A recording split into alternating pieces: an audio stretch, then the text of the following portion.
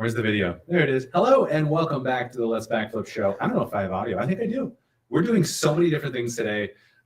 This is a happy hour. We're drinking. We've got friends. You can see the friends over here. We're actually doing this in person, which is exciting. And like now that I'm not talking at the camera, we're like hanging out. I threw this idea. We were talking on the phone, and you had initially thought you were coming here to do it. And I was like, I'm so glad you said that because I was thinking we could do that. And then when I mentioned the idea to John, he was like, oh dear goodness. Yeah. Yes, let's please do that. So we're going to hang out. We're going to talk about a couple different things. We've got Bare Metal, a short film that we worked on. We've got the Christmas video that just released the third part. We're going to reveal, or we're going to release it today. We're going to reveal who the murderer of our murder mystery is. So that'll be fun. And then what else? What else are we talking about, John? I think we're revealing who was attempting to, I think that's how it says it in the end of the part 2, which is a bit of a spoiler if you haven't seen part 1 or any of the parts. Because after the line, it's like, who was attempting to knock out or do away with. That's fun. So let's go ahead and introduce our guest. We'll go to maybe 3 up. There we go. Today we've got Brandon Gries, right? No, it's Gries. That's okay. It's Gries. My phone always says it like Brandon Gries. It's so funny. Like with my phone, when I have like friends that I have to pronounce their last name, I know how their name is supposed to be pronounced, but I have to distort it to get Siri to work. Yeah. Well, for me, it's always like text message from Brandon Gries. Yeah, I know. But it's Gries. It's Gries. Yeah, it's that strong German. Gries. Yeah. Is it like Gries? Yeah, that's right. Yeah. Nice. Like I'm in trouble. Just you're thinking like, how would you say it if you were mad at me? Or I was in trouble. Do you ever, when you say it on the phone, is it hard to spell it out? Because I feel like with Fring, like the F, the E, and the N, like people don't listen to the E. The N can sound like an M, and the F could be an S. So it's kind of tough. I need to learn like Foxtrot. Yeah, it is. Rabies, whatever that is. Yeah, I terrified most of my grade school teachers because they were all terrified of like, crushing me as a child of like, oh, we're going to mispronounce this kid's name. Yeah, my grandfather changed the spelling of the name because he was sick and tired of being picked on by other kids, just doing all kinds of variations on Greasy and whatever. So yeah, but I take it both ways. Yeah. So Brandon, what do you do? So I'm an engineer. I build modular data centers. I spent most of my career in the built world, although I did spend 2 years serving as a Peace Corps volunteer as well. Right now I work for one of the largest electrical contractors in the US, and I build data centers for the largest companies on the planet. I don't know who's going to be watching this, but I love the right now caveat. I love it. Like my current wife. Yeah. I love that so much. Is that what the photo of you in the head wrap is from? Is from the Peace Corps? No, that was a trip to Morocco in 2019. We were in the Sahara, and that was what they outfitted us in before we embarked on a camel ride into the Sahara. So let's see. I have that. I can pull that up too. And that was legit. That was not like a plain dress up. We worked together years ago. So what did I call you? Like friend?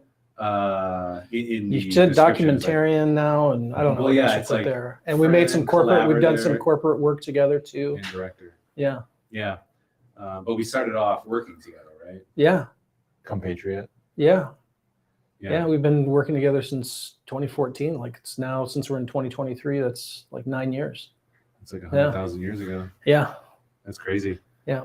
But you've always had like a desire, a want, a nerdy film brain. I was doing little things myself before I got to meet you guys. But the reason why, we started working together is because I was on a project in Oregon, and there were some things that I wanted to see happen. No, Oregon, the state. Okay. And so since I was there and I couldn't be here, there was a project that was being delivered, that was being built here and was going to get delivered there. But since I was working on site there, I couldn't do things here. But this is where interesting things were. So I needed help. So I wrote I was on the job site, out there at like 3 a.m, which is not unusual for me. But I was out on the job site super early. I write an email to your response page, and then Erin Phipps, who now is in London, she calls me 2 or 3 hours later that morning, and it was just that was it. Yeah. That's all she wrote. And then, so the shenanigans began. Yeah.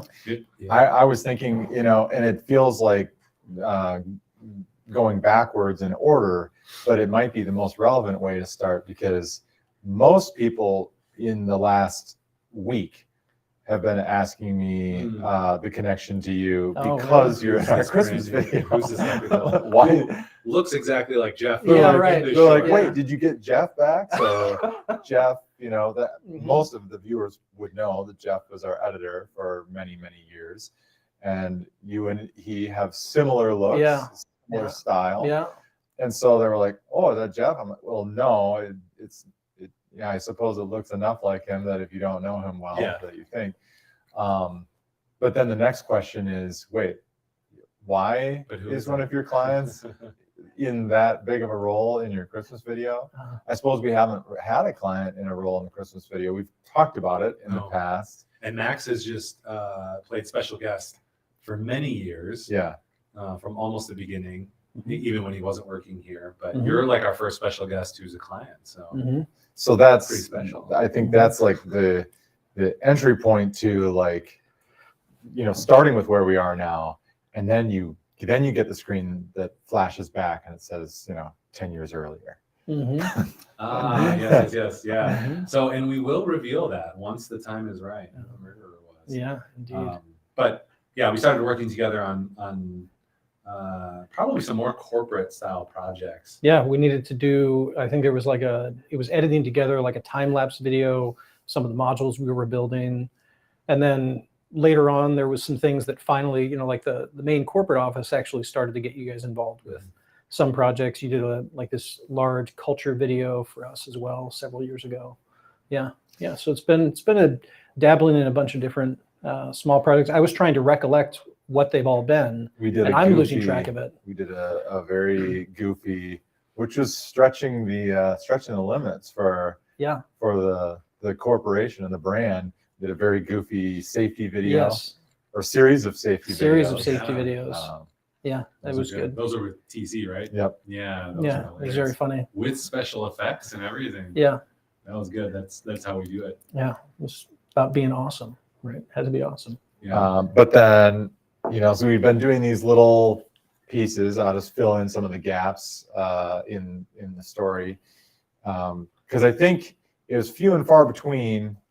As we worked on those other projects, and then it was a while, and then I heard from you like about a year ago, around this season.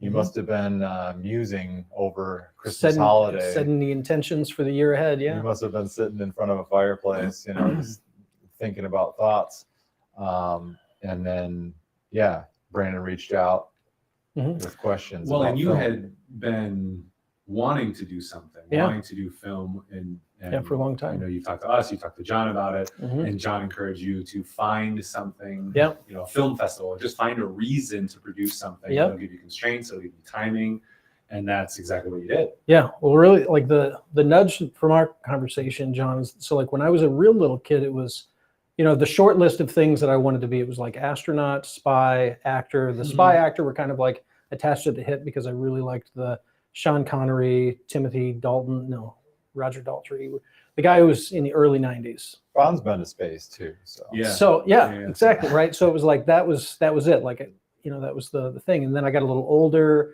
then I started to really fall in love with a few directors. So I had this like mindset of like I needed to make myself figure out how to become a director. But your little nudge was like, Brandon, we've seen you in action. You should really think about producing. So then it was like, then I took on this sort of, all right, how would a producer think about, kind of making their way into things? And then after our conversation, I think the other sort of serendipitous thing was this conference I was at in New York, where I learned of Bloomberg doing this inaugural film contest. And I was like, 10 minutes with credits, maybe I can do this. Well, so it was just. And I was just giving you that feedback. This is like how we all got our start too, is like, where do you start? We got to start somewhere. You got to start kind of small, take a small step that is manageable. And so that's where we started, was film contests. I mean, that's how we started the company, really. Mhm. We were doing these film contests where we like enter a Pizza Hut Cheesy Bites film contest and make a commercial for Cheesy Bites and then enter it. And, you know, we win a few prizes here and there. And that was kind of like fun. Really, that's about like practice. But practice isn't like valuable practice unless there's something, some constraint, I think. Well, that's maybe not true, because you can make your own film, but for us, like, we need, like, our brains need something well defined in order to put us in a box so we can get something done. yeah, Creativity loves constraints. need a deadline.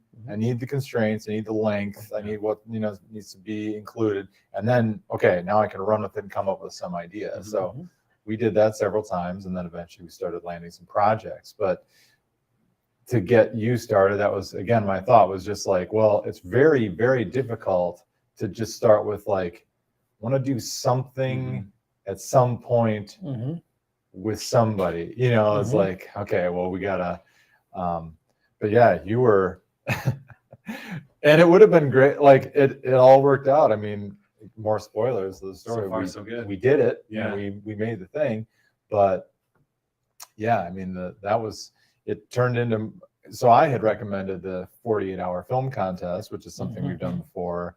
For those that don't know, it's a great, you know, contest that built on the premise of people like who are like, oh yeah, we're always sitting around talking about making things, but we never do. What if we just made ourselves finish something in one weekend and said, after that weekend, can't work on it anymore, it's done. And then they developed this contest, and it is a great way to do things. So I had mentioned that. And then you called us with this project, the 10-minute documentary for Bloomberg. And we had more than 48 hours, but we didn't have the year that would have been nice. We had like a month or something. Well, yeah, because I found out about the contest in April when they had actually announced it 6 months before. And for the first 2 months, I really wanted to try to figure out how to do something with my wife, who's now working professionally in conservation. She works for Northern Arizona University. She's focused on Native American populations and water rights and land rights. And we're still going to do a project together. I'm fully committed to that. And she's like, okay, when I'm ready for it. It wasn't actually until June. And the deadline was in September. Yeah, we took what was supposed to be a years-long contest and compressed it down to 3 months. And produced something that was pretty great. Pretty epic. I mean, and part of that success is, well, not all of it, but a lot. Like, a key component of that success is your doggedness, your can-do-ness, your on top of itness, being able to just keep going and keep getting it done, and keep having the energy to do it. You know, and I really appreciated that and what you brought to the project and still bring to it, your enthusiasm. Because now working kind of in similar field for so long, I'm not jaded per se, but some of my mentality has switched to work. So it's like, I'm working, all right, I want to be done with work, I want to sit down and relax. But I have to remember, and you have helped inspire me to remember that, basically, like, this is fun, this is play, this is relaxing. So I have been able to go home, and then when I'm relaxing, to be able to do some kind of other thing, like I want to do like a little analysis of space show cinematography. Like, that's just something randomly I'm doing on the side for fun. It'll probably become a blog or something or whatever here, but it's just, I'm so interested in it. And even though I would do that at work, I enjoy it. And that, you know, your enthusiasm really helped remind me of that and kind of helped me get back into the hobby aspect of it too. Yeah. Well, because I still have a day job and I still am fully doing that day job. Yeah. This is like, you know, in large part on evenings and weekends. Which is probably more like a day and a half job, if you're being honest. You know? You're very busy, man. It's I keep myself pretty busy. I don't know how to not be busy. Yeah. Like, I get nervous when I'm not busy. Yeah. When there's not enough deliverables, I have to like start filling does your wife things have in. to slow you down, calm you down? No, we're terrible together because she's got the same. Yeah, it's bad. Oh, really? Yeah. Well, I mean, that's so then we try to like slow each other down. Yeah. Right. Yeah. Exactly. Yeah. Did you finish your house? My father-in-law, we moved him in 2 weeks. 2 weeks ago. Yeah, maybe 3 weeks ago now. So the long days and nights of that work are gone. Yep. Now it's shifted over to other things. We did. We sort of crashed through the holiday. Like, You know, we were like, yeah, needed a reset. It was not like a planned reset. It was sort of one of those things where, like, when the car just runs out of gas on the freeway, Mhm. you know, like I probably should have filled the tank a while ago. You know, like, I just now hope it's gotta not in go. Buffalo. Yeah, That happen. Yeah, I've had seasons or years where clearly too much has been going on, and then you hit either the Thanksgiving break or the Christmas break, and then whatever, like cold flu virus is just like, hey, I've been waiting for this moment, and just puts you down. Yeah. That was happened to like me for like 10 years at Thanksgiving. Yeah, like mostly through college was like where it was the worst, because like college you're just not sleeping and all kinds of like, not taking care of your body. But just that was a frequent thing. Like you run into that. It's like your body's just like subconsciously knows that, like, okay, there's space now, so I can go through this. Yeah, you don't have to hold the gates back anymore. Yep. And it just floods in. Yeah. What did you guys do? Did you go anywhere? Because So your parents are in town, or your father. yeah, my father-in-law is here. We spent the holidays mostly in South Dakota. That's where my side of the family, my extended side of the family lives. My immediate family lives in Nebraska. Yeah, we talked about it in Sioux Falls. That's where they live right now, but they Wabash, Watertown, and now some of them are more spread out throughout the state. My But family in Sioux City, which is like an hour away from Sioux Falls, and then some in Mission Hill, which I think is like 3 hours, maybe 2.5, 3. and you got I got some family background there. in. Yep. My aunts and uncles are in a tiny little farming community in South Dakota, Woolsey, which is north of Mitchell, like an hour north of the Corn Palace, or if people know where that is. And then I have another uncle and cousins. They look like the Corn Palace. And grandma in Yankton, right on the southern border. Yeah. My parents had lived there, but they just moved to Des Moines, so now they're a little bit closer. But we still make it over that way. I was saying that I think I've done a pretty good job filling in my Heartland or Midwest bingo card, because my family's from South Dakota. I grew up in Nebraska, went to school in Iowa. I now live in Wisconsin. I used to live in Illinois. So now I just need to find some reason to encamp in Minnesota for a while. I've got plenty of family and friends there as well. But yeah. Well, we can go through your wife's project, water conservation or indigenous work. Like we've done a lot of that stuff in Minnesota. I know. We have a lot of contacts. Yeah. I've nudged you guys. Yeah, we should keep that conversation alive. Yeah, I would really like to talk with you more about that. Now it's solidified on camera. Yeah. Oh my gosh. Yeah. It's in the Library of Congress. I think it's happening. That's what's going to happen. Yeah. So there's like 3 other projects that I'm like, hey, we should work on this. We have this whole thing about Alzheimer's too to work on, and the docuseries. That's why I'm committing it to film here. Like now it's now there's no way. I'm burning the ships, right? Like it's gonna happen. Yeah. Brandon would be the guy to burn the ships. Like we can't go back. Yeah. So so you had a nice relaxing break. Were you catching so now we'll go a little bit to the Christmas video too. Maybe we'll get to that reveal, because I think I can reveal it here. I think I can put it on there too at the same time. Oh yeah. We'll see how the technology goes. Yeah. Because you haven't seen the reveal. I haven't seen the reveal. I'd really like to know who had it in for us. Did you get people to vote? I sent it to people to vote. Obviously, I don't know how, if it was just in the feed of it. I don't know if people voted or not. Send that information. Yeah. Because Hannah was. I did send it to several people. Like, hey. Did you send it to anybody at work? You're like, no. Look at this ridiculous thing that I'm doing. No. No, the worlds are still working on figuring out how they come together. Yeah. Well, yeah. Well, that one's very much a side project. I feel like that would just be like, look at what I made, Yeah. Oh, you're overnight. Just around, man. You're like, no, I sold the Pabst Theater a modular That's right. electrical station. Yeah, exactly. Yeah. So let's see. I do have this. Let's we're waiting play with bated breath. Let's get it going. Actually, the break gave me a lot of opportunity to get caught up on what exactly was happening with the the international premieres of our short film together. Yes. Oh yeah. Yeah. Yeah, because you were able to submit it to a bunch of festivals, right? It was a bunch just of select festivals. Yesterday, it was just accepted by a film festival in Panama, which matters to me a lot because it's where I served as a Peace Corps volunteer. So I talked to the festival organizers, seeing if they can get people in my adopted hometown in Panama to know about it, and Yeah. maybe not necessarily that they would be able to travel to it, but at least let them share in like one of their community members, you know, something that one of their community members did. Yeah. Yeah. By the way, this is so new. I have to download it. Oh, the reveal and upload it.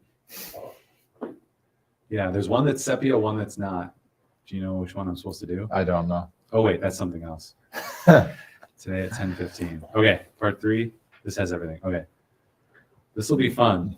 Everyone I've shared it to has loved the part 2 especially. Like part 1, they kind of razzed me a little bit, like, yeah, you don't really seem like too comfortable or settled in your role. Then they saw part 2, and they were like, You know what?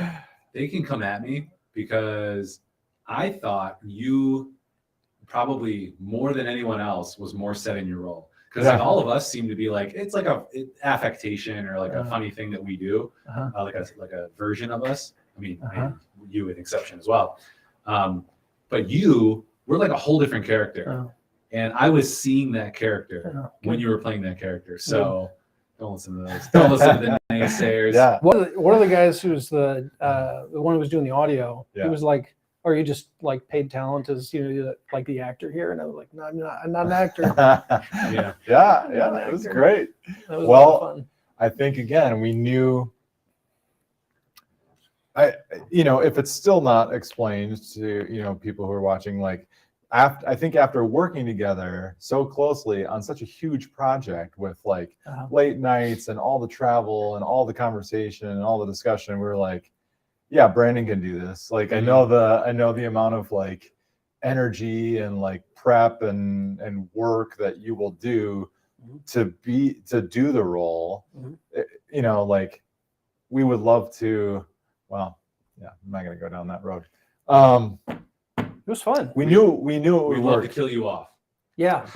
we knew that it would work well. Like we just knew that like it was like, yeah, he's a friend and a client and doesn't necessarily act, but we can have some fun and goof around. And that's the thing about doing comedy. It was a good big joke too, because we had the Whodunnit and I forget what came first, the chicken or the egg, but we were talking about doing it with you and having you be one of the characters. And then we were like, oh my gosh, we have to like kill Brandon off. Like make it between Max and Brandon, Max the editor, because like you guys were coming down to the wire and you're like, can we do this? And tell me, no, you're very polite. Yeah.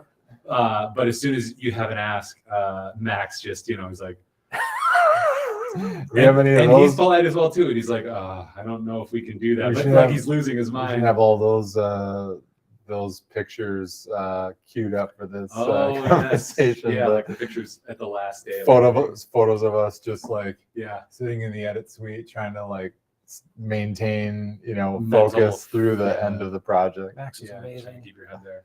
So we thought it'd be very funny. We're like, let's pretend to kill Brandon off. Well, my thought that why you needed the way you had explained it initially is that because it's your Christmas video and it's all the staff, you needed somebody who wasn't on staff to be the person that you killed so that they would, so you guys could all remain active as characters in the story. That sounds like a good forward-facing reason for doing that. Well, that was my intention too when I talked to Max, but Max, had more like great creative ideas and it was a surprise to me and funny that he wrote you in to the extent that he did, because I was just thinking like, it'll be an easy role. Like he'll come in, they'll say something, and then he'll just die right away. That's what I thought it was. That's what I thought it was going to be too. And then it was like confidence in your capabilities. Well, we had a lot of fun, going through some of the green screen. The green screen day was that was pretty funny. Yeah. Wait, let's see. What's your green screen? Have I seen that? It's the green screen. I don't know because I don't want to reveal anything. It were the lines that we ran out of time for at the that everybody had a line that they needed to deliver that they ran out of time for at the mansion next week. Yeah. I mean, unless you're the murderer, in which case we'll see you today. Yeah. We'll see. I don't know. Did you attack yourself? Who I don't know. knows? So right now what I'm doing is I'm doing two things. I'm downloading and Frame will send the file. So I only have a review copy. Oh, I'm nice. sending it over to Vimeo right now. Uh-huh. It might be ready on Vimeo momentarily. I guess I could play it through Frame. I don't know why I have to download it. Yeah, Ryan, well, I'm- everyone else can see I'm- it. Yeah. Ryan, Let's I'm just always do that. so amazed at your talents of like, the way that like you would be a great organ player. Because you got to use like the right hand, the left hand, And you don't both even know feet. what my feet are doing. Yeah. I Yeah. know I'm doing all this. You'd be a great organ player. He's streaming on Twitch with his feet right now. That's true. Right. This computer's gonna explode because I Yeah. think we're streaming from here. We are live though, so if you're watching live, let us know. Oh, Maximum G Olmsted, cornpalace.com. How did I not know about this? World It's only. It's a gymnasium that then is like covered in corn. Yeah, they make okay. So for all the viewers at home who don't know what the Corn Palace is, it's Way better than Wall Drug. They do a mural out of corn on the outside, Mhm. different colors. Yeah. And then on the inside, there actually is kind of like a museum. Uh-huh. There's some like history of like agriculture in the area. Mhm. And I think there's different equipment that they have used throughout like history too Mhm. in farming there. I can't remember all of it, but we Mhm. always try to make a point to Like at a least site. just drive through Mhm.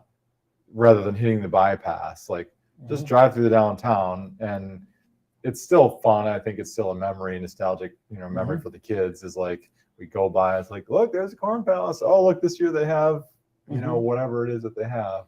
Mhm. I don't remember what their mural was this year, but I probably have a picture. Yeah, I probably haven't been in at least 20 years since I went out there with my family. We've only stopped like once to like get out and go in there, Mhm. and it was Sounds like you have interesting. to do it again. So you haven't done it with your kids yet, or you have? We done it once? did. Okay. Not all the kids. I mean, the oldest ones when they were younger. I don't Sure. remember when. Sounds that like you was. got to get that going. Yeah. So Corn Palace. There you go, Max. Corn Palace, check it out. Yeah. You should go.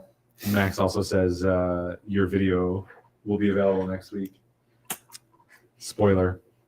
It expands upon your character in unexpected ways. And it was great fun to. I have a lot of. Yeah, it was a lot of I'm fun. super excited to see Yeah, it. it was. I a lot of was fun. not in there. I was in my office, and I kept coming out. I'm like, "They're still with Brandon, huh?" Yeah, it was good. I mean, I felt like you could have seen that coming. Let's see. Yeah. Max, I guess I Max did is my see- person of the year. I mean, both with the film and with the. He's my favorite. Not against anything against you guys, but in as far as a character in No. the. No, nothing against you. In the either. Christmas Anyone can video- use my person of the year. In the Christmas video, his character, I love his character, and then just knowing what he has to go through with the editing, and So I have a deep respect for editors. what I really love about Max and his writing Uh-huh. is that he's very talented at leaning into the existing strengths of people, even non-actors. Mhm. So when you like look at Hollywood and you're like, oh, this person, who are the people that don't really act? Nicolas Cage, Yeah, and Brad Pitt. Brad Pitt. Like they just are who they are, Mhm. but they work in those roles because the person casting them is like, well, I know what they're going to give me. Mhm. And Max is really good at like identifying that in people and then making non-actors like shine because it's like, well, I know what I'm going to get from this person. Mhm. Instead of like, okay, I'm going to give you some character that's like really challenging for you to pull Mhm. off. Mhm. We're non-actors, so like I can't really do that super well. Mhm. What I can do is just goof around within what it is that I already give you. Or the comedy that he sees in Yeah. somebody. And I also love just the flavor that Max brings is different than Yeah. yours and mine. Yeah. So that's appreciated because it's different, it's new. And that was one of my early comments in the script. I was like, more. Yeah. Like more of your weirdness, or the uniqueness that you write. We each have our own weirdness. But Somebody was trying to figure out if there was a clue in Max's character's little limerick, or not limerick, but when He's like, I remember my Christmas Yeah. financial things like this. Saving money is boring. Yeah. And I didn't make a comment because it would have been interesting to weave more clues in. To actually but it have wasn't- clues? Yeah, Because we didn't have clues. it wasn't really that. Well, when I went back and rewatched it, I was like, oh, there's actually, it's. I mean, we give everyone a reason. Yeah, it was better poised than I remembered. That everybody, there is and you could then discern which one you think is the most legit or the most right. But you got to vote. That's what you got to do. I really like Max's comedic timing. That's like a gift that some of us have and some of us don't. So that strength with an editor, just like knowing what you're going to get, knowing how to pull it out. I was on your guys' website and I was watching can't remember the name of the company, but it's the one that does the trays, the Gilson. Yeah, there you go. Yeah, that was fun. This is the Just Like We Love Max podcast, but he that was Max acting. Yeah. So he actually wasn't back working full time with us at that time. I just called him because I needed an actor who I knew could deliver the comedy that I needed. Yeah, do that remote. And that one was an interesting one because I had to write a series of tutorial or how-to kind of videos. Yeah. But all I had for content given to me was just here's the manual. Here's the how to use pipettes manual from Gilson. Yeah. And I'm like, okay, I'll write it in such a way that some an individual can deliver it. Yeah. But how do I make that funny or do, and so we came up with the, just an easy format. Okay, you got to have the comedic relief and then the straight man in the script. And so Max is clearly the terrible lab partner. And then, but he and that actress, and he is an actor himself, but those two played off of each other so perfectly. It was just so many amazing magic moments. That, it's good. I'm going to share this on Facebook real quick, and then we'll do the reveal because I'm all ready. Share it to people who may or may not. Just a bundle of nerves. What are you right sharing? Now. Part 3. I feel like I've been brought in by the detectives, and they're gonna let me know all the work that they've done on the case, and I'm gonna get sweet relief of knowing who had it out for me. Yeah. Well, or it gets turned around into you're under arrest. Basically. Yeah, Whoops. We're bringing up new charges. Yeah. So jump onto Facebook right now. Share it. If you're watching, and if you're watching, I mean Max. I know you're watching. And me. I'm trying to John, share it on Facebook. There we go. Did you say it was the hobby was science films? I'm imagining because we're doing this podcast, you guys could do a Pretty Mean Mystery Science 3000. Oh yeah, that'd be super fun. I would love to comment and do that. How do I even share? I'd have to be. What are you even doing? Well, I guess they watch them ahead of time too. I'd have to be in the right mode to jump in that frequently and quickly, I guess. Oh, there we go. Share as Ryan. I've also slowed down my my commenting on things. So there's a couple friends and I who have had this conversation, but you go back to who you were many years ago, in high school and stuff, and you get older and you're okay, I need to shift away from that, because I could be the class clown or be constantly cracking jokes and comments, and then you get older and you're okay, that's not really welcome in every setting, and it's obnoxious. So you've lost it. Well, I just sit back. Your edge. I sit back a lot. Well, that's probably true. It's not I'm not in practice. Yeah. But I just sit back and take it in a lot more, and then you can just slip it. Well, I just watched this multi-part documentary series about George Carlin, and he kind of had to reimagine himself in each era of life. So maybe it's just a matter of you got to find your new voice. Yeah. Right. You You had that voice from that earlier era. No, I You're mean, just in I- this discovery. I think I know. It's just my new voice just had to. It is less, not as obnoxious, not high school obnoxious. You guys ready? I see. Oh man. So here's what I'm gonna do. I'm gonna play it once, and we'll see if it's janky or not. Max or whoever's watching, you can tell me. And then we'll be off to the races. Sound good? Alrighty. I think we'll see it up here. Ready? I'm so excited. All right.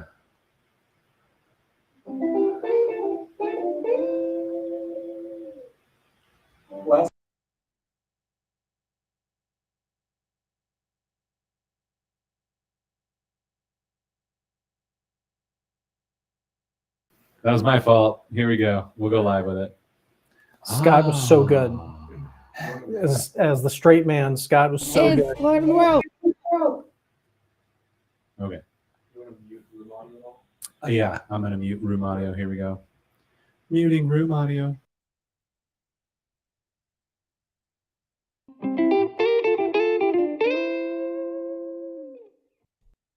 Last time, Backflip Whodunnit. Sweet Christmas! Oh no, the CIA agent is dead! And Dr. Tuttle is Lord Monroe. We still don't know who knocked him unconscious. Or who killed Buck Longhorn. Who could that be? And now, let's find out who done it.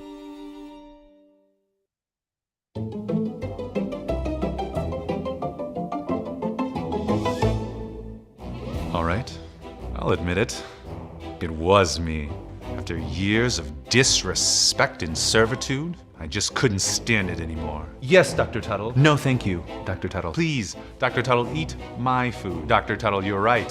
Who needs vacation days anymore? Who needs a paycheck this year, Dr. Tuttle? Well, I had had enough. And my accomplice in the matter was General Potterton. He turned off the light, and I just kind of pushed that knife in a little bit further. And if that's a crime, then lock me up. Yep, definitely a crime. There's a fruit man on our street whose name is Mr. Pete. And he keeps good things to eat, but you should hear him speak.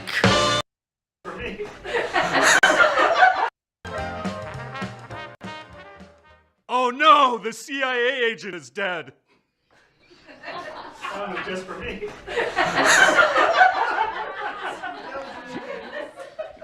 I'm a business director.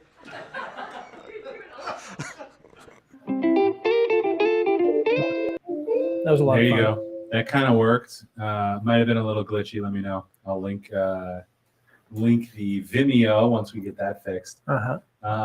Yeah, I told everyone to vote. I was like, it doesn't matter what you think, just vote for me.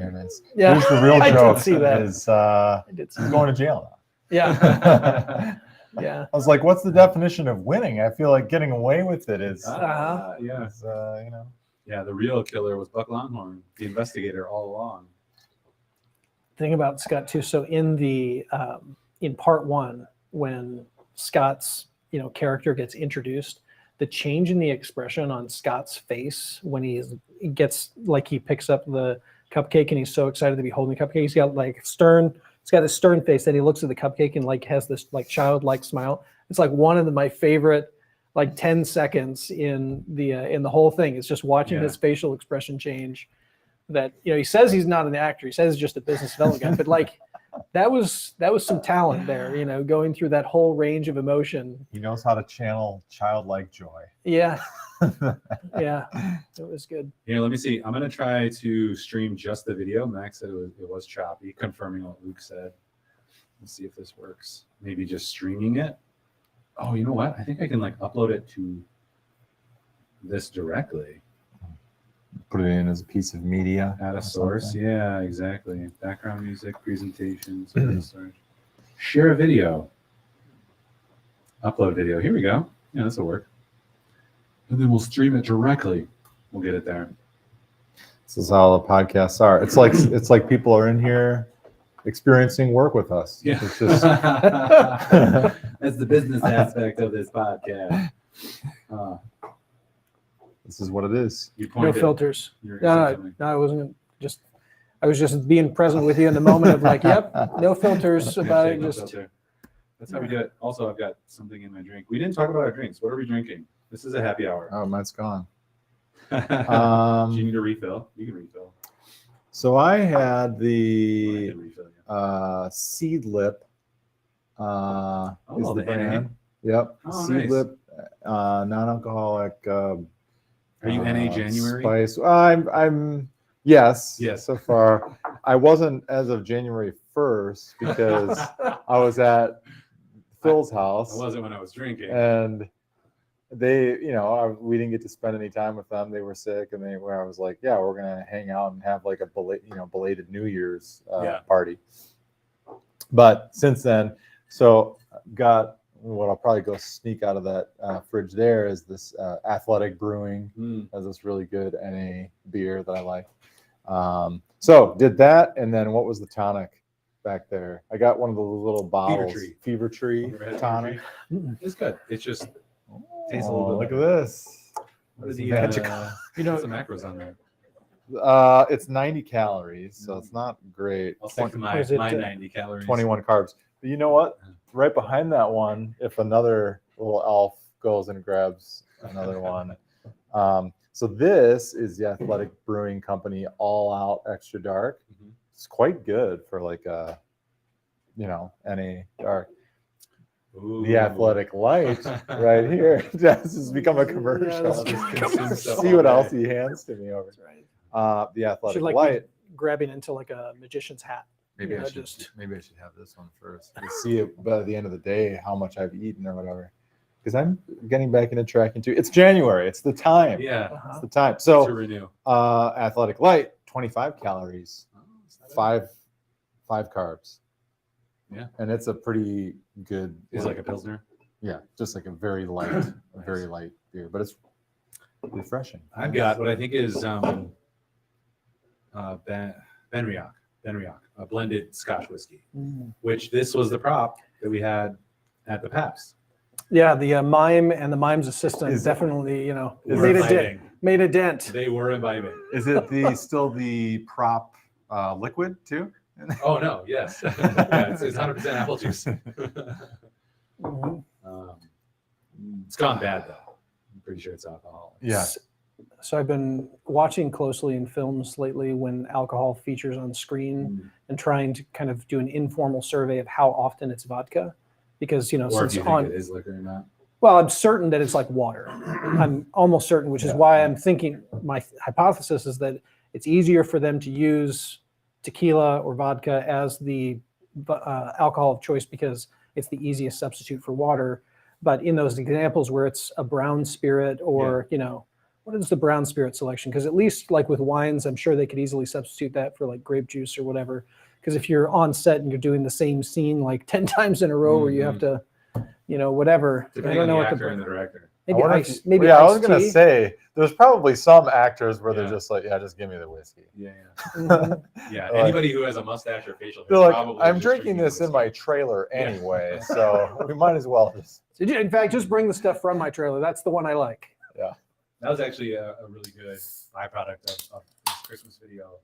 Was this great decanter set that I got here? Uh-huh. So when I went and shopping for props, I was like, what do I want in my office?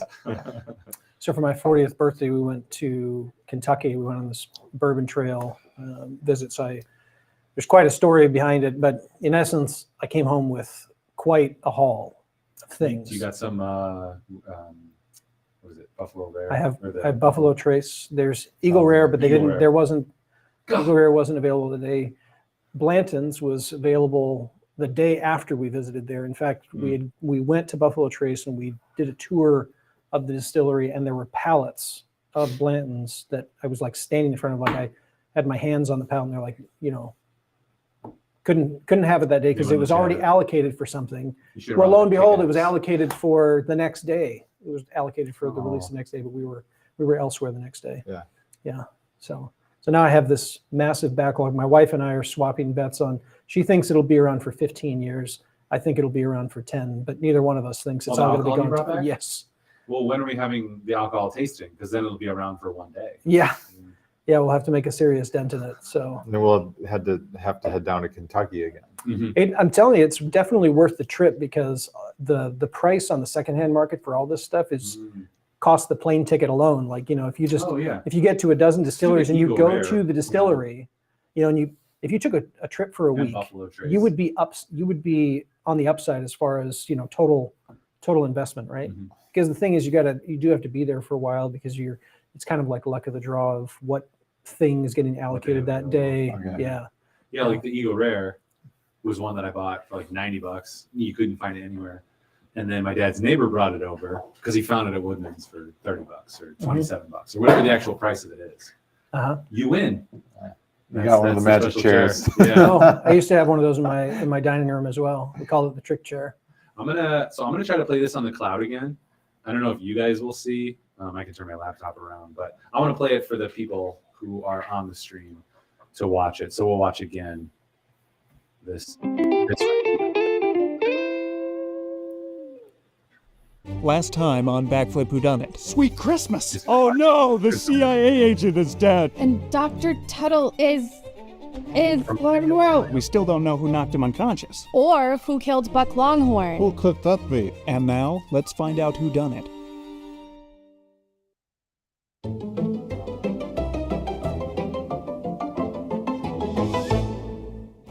All right, I'll admit it. It was me. After years of disrespect and servitude, I just couldn't stand it anymore. Yes, Dr. Tuttle. No, thank you, Dr. Tuttle. Please, Dr. Tuttle, eat my food. Dr. Tuttle, you're right. Who needs vacation days anymore? Who needs a paycheck this year, Dr. Tuttle? Well, I had had enough. And my accomplice in the matter was General Potterton. He turned off the light, and I just kind of pushed that knife in a little bit further. And if that's a crime, then lock me up. Yep, definitely a crime. There's a fruit man on our street whose name is Mr. Pete, and he keeps good things. Oh no, the CIA agent is dead. Just for me.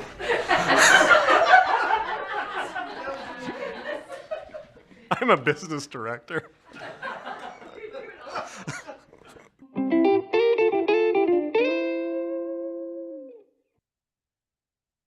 Different couples in it. we're back. Keep telling us.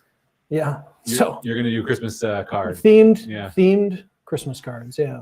So that, it'd actually be interesting to put on your refrigerator because if it's Luke. just two adults. Could you grab the Christmas card from Brian Alberth on the tall table right there in the hallway? Did you see that one? Yeah, Oh my gosh, so good. it's amazing. Like it's themed Uh-huh. and it's hilarious. Can you give me some ideas here? We did one year with my family, and it was very fun. And a lot of our extended family was like, I Can I see Don't get didn't it. get what you're. the other one? Our The one where they're dressed up as a theme. our helpful elf is he's struggling. I wonder if I. The one that looks like the thing that I'm talking about. Can't pick it up. That's pretty good. Yeah, this is our another Uh-huh. producing friend, Oh, nice. videographer friend. Brian Sure. Alberth and his family. What are they? Because what is Galena? Yeah, this looks very Eastern European. Yeah. Looks like You- Romanian or Romanian, something. yeah. Oh, you mean nationality? Yeah. Yeah, that's what I would have guessed was Romanian. Yeah. Let's see if you can see this. I think you can kind of see it. It's going to be. Hopefully, they're It's gonna not be a little actually out of watching. focus. It'd be a travesty as we guess through the various nationalities. Yeah. Whatever nationality that you hate the most, it's probably Russian. Are you Russian? I don't know. I just think of her as a talented woman, capable of many things. This is awesome. And the faces, they're all like, That's right. like you're standing there for hours for a painting or Yeah. something. Like, this is what you got to do. Yeah, so my wife and I, we served as Peace Corps volunteers in Panama, and the family pictures that people take in Panama, nobody smiles. So if you think, back when you had the metal plate and you're saying you have to sit still for a while. Yeah. Obviously that's not what's happening, but everybody is just stone-faced. Even if you're hamming it up and it feels very light before the picture gets taken, when the photo gets taken, it's it's like serious, like feels like somebody Serious died or business. mafia-esque, like it's just stone-faced. So when my wife and I came back, we did these photos with her family, and we took a series of pictures, very Panamanian-esque, and there's some of our favorite photos still. Just the two of us are just sitting there, not even close to one another, just stone-faced looking at the camera, you know. Yeah, they're pretty That would be fun. hilarious. You'd probably earn a prized place amongst the other photos if you did that. Amongst the other photos of Christmas cards? Yeah. Yeah. Like, I'm kind of tired with the current style of glam photo. Uh-huh. And we have our own from this past year. Uh-huh. I'm tired of that. Like, make it interesting like this. We one. also we just grabbed one of the random photos from a vacation that we had taken this summer because I was and it's tough with the kids. You're trying to, like, if you have young ones, if you have a photo from too earlier in the year, like, Oh, yeah. the Doesn't kids look look like that. way different. So you Yeah. kind of want one that's recent. But what that leads to is every family photo is an outdoor fall setting with the kind of, warm orangish colors and wearing matching sweaters, and there's a photo. Mhm. They're nice, but they're just they're just the same, Right. like Right. Yeah. We've been shocked at, like, there are a number of people in the family who have become noticeably taller.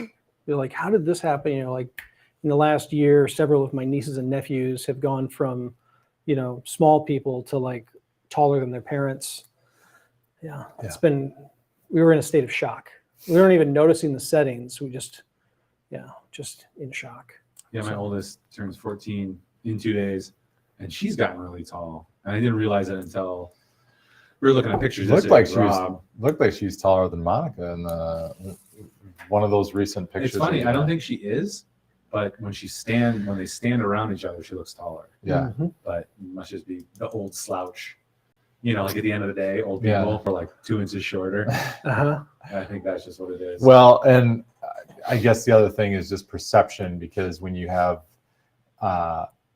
my dad always used to say this, like, whenever he would see somebody like his height, he assumed that they were way taller than him Oh yeah. because he's used to, like, always Yeah. seeing people down here. Now he's seeing their eyes. And then if you see somebody who's there, you just feel like they're, like, so tall. Yeah.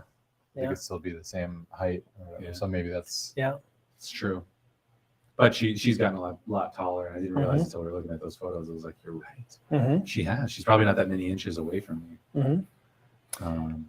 I am downloading bare metal Oh, you are? teasers. So You are. I'll So- upload the teasers so we can watch them too. Yeah. So how's the, like, conversation about on your guys' end? Like, I've been obviously continuing to push things in my industry. There's a whole bunch of other things that are coming from it, and then I know the whole festival thing that I'm chasing with it right now. But, like, in your world, in your realms, like, what's the afterlife or the post-production life that the film has been in your world? it's just, we move on to the next things pretty quickly. Uh-huh. Which there's a catch-22 there. It's, you don't get bored because you're doing, something else, but then you also, like, we don't have the luxury sometimes of living in a project Uh-huh. longer. Right. I loved it when we did bare metal. Prior to that, when we did our feature-length documentary, that was super fun. The work that we've done with Paradigm, the, like, half-hour documentary that we did there, I love those because you actually get to, like, immerse yourself more into the thing versus like, okay, I got a commercial shoot coming up this week, 1 shoot day, 2 shoot days, and then it's like, quick edit the thing because it's going to market, here, and then it's gone, and that's it. And it's like, Right. It's intense and it's brutal. yeah, there's a lot that happens, and then it's just out the door. And you try to celebrate that later in the awards season, which is coming up. If you haven't signed up for your American Advertising Award entries, due date Like is us? next week. Yes, We haven't. we'll do them. Yeah. So we get to relive them a little bit there, but not the same as a film, like on the festival circuit and getting talk and stuff like that. Well, and the difference and the nice thing is two things. One, you're pushing. Yeah. And you keep working on it. And two, there's something else after. Because I think a lot of times, like, even with our film, well, what's after the film? Well, it's the film release, and then they want to make sure that they can sell a bunch so that they can recoup their costs. But there's not really an after gain for us to participate in. With this, there's the idea that we could do a series, right? That we could produce this in a much better way, a fuller way. And so that's what's kept my attention with it. Because like John said, you know, it's and this project included, it's a race to get something out the door. And then you're like, oh my gosh, I can't imagine doing another marathon. But in this case, it's kind of a different thing. It's not a marathon in the sense of we're going to go do something really hard in a short period of time. It's we're going to do something hard over a long period of time. And part of the difficulty is, you know, just swinging and missing so many times. But part of what we're doing as well in working with other groups and working with another client, Paradigm, the Indigenous agency who we did this other short film with. Now we're getting connected with the entertainment industry through Indigenous channels, is to, you know, figure out how best to connect, and then what can come of those relationships, because that's the only way any of this, you know, is probably going to happen. I would love to have a conversation about them, with them. You know, I'm super interested to explore kind of that connection you guys have with that community from a storytelling perspective. You know, again, thinking about what my wife's involved with doing this. So if there's ever an appropriate opportunity or time, deeply and sincerely interested. Well, in one of the groups, so the Indigenous Business Group, which is run by Rob, who's my friend and client, they do conferences, and so far it's been it was business focused, the IBC, Indigenous Business Conference, but there's going to be entertainment and arts. And I think that'll be one that'll be really interesting to be a part of, because then we can talk to other people in the industry, other people who want to produce things in the industry. And a lot of that is just from an Indigenous perspective, which we can partner with these groups to make sure that we have that authentic Indigenous perspective. So that would be a good kind of time to connect with them. Yeah, because the work that my wife is doing at Northern Arizona University is with the Intertribal Exchange Partnership, which is funded through the EPA, which is about trying to help coordinate and share information among all the tribes across the U.S. for various environmental initiatives that are happening. And so it's a very fascinating thing that whole organization, they're really needing to do a lot more to highlight the work that it is that they do, so that they can be more effective at doing that work. So anyways, it might be something that interests that other group as well. That'd be great. Yeah, So, as soon as you started talking about it, I was like, there's something. Yeah. I do have this video. You'll have to watch it on here. I do have our concrete video, Oh yeah. concrete teaser. Yeah. So I want to throw that out. Concrete is the most abundant man-made material on the planet. Actually, and its a lot teaser is quite a story all its own. Do you want to tell the backstory before we watch it? Well, so, all right, so just to break the film down to a few statistics. So we had 3 months to produce a movie that most everybody else had at least a year to make. We weren't getting any 3 budget. months is generous. Yeah, true. Okay, and you know, we weren't getting, I don't think money actually started to come in until after we'd actually finished the whole thing. And early on, you know, I'm trying to explain this. Good on you for being able to convince, you know, the team or Scott. Scott's very frugal. He's brought that really great perspective to our company. We're, you know, more enthusiastic about like, oh my gosh, let's just run and do it and worry about the consequences later. He's like, let's worry about the consequences in the beginning. But he was on board too. So good job convincing him. It was because I told him that I would take as much pain, like whatever pain he was willing to take, I would take the same risk. Yeah. So that allowed us to kind of make things move and happen. But anyways, we're dealing with all these engineers and business folks of like, I'm trying to capture their imagination of what it is that we're trying to do. And there were some folks who had some really outlandish ideas of what they thought that meant, and other folks, it just wasn't clicking. So I was trying to suggest that we needed to make a teaser for this to try to get some of the other collaborators to like capture their imagination so we could build on that. And John was like, well, you know, we usually wouldn't do a thing like that until we were at the end of the thing. We don't usually. So I was actually on, because even amid the 3 months, I actually went on vacation too. And I was in Alaska. And the great thing about being in Alaska is that it's at least 3 hours time separate. So I was able to work from about 2 a.m. to 5 a.m. before everybody else got up for the day. Because once 5 a.m. comes, now you're going to start fishing for the day. And so like I'm corresponding with, I'm still trying to push this thing, like feel like I'm pushing a rope of a hill.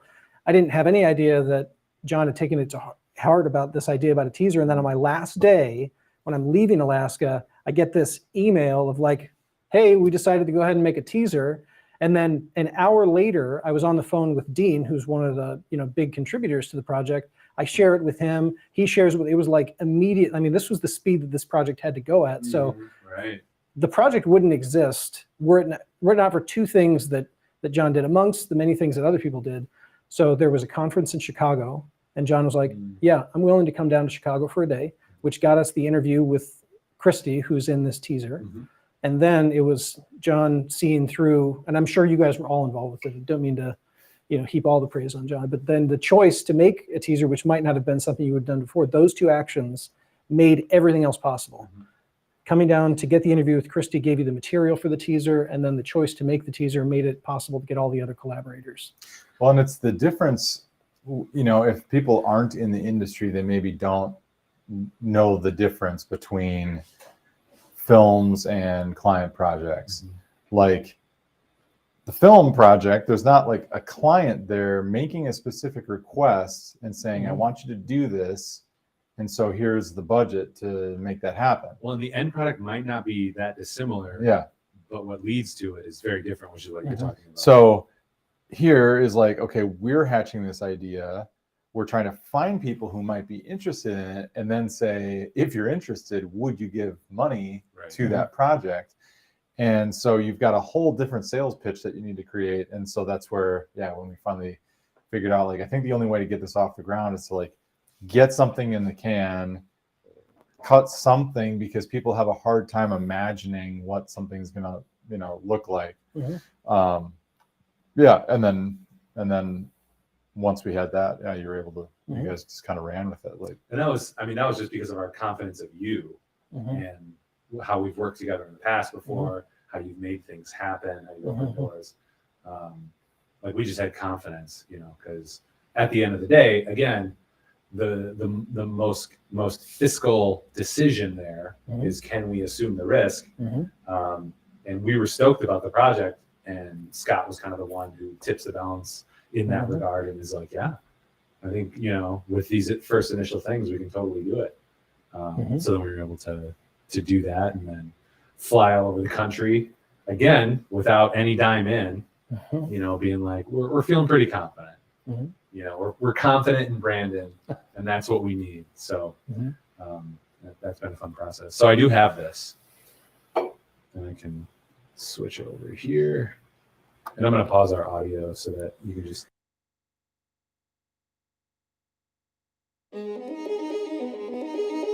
Concrete is the most abundant man-made material on the planet, and a lot of people don't realize it's actually the second most abundant material, period, after water.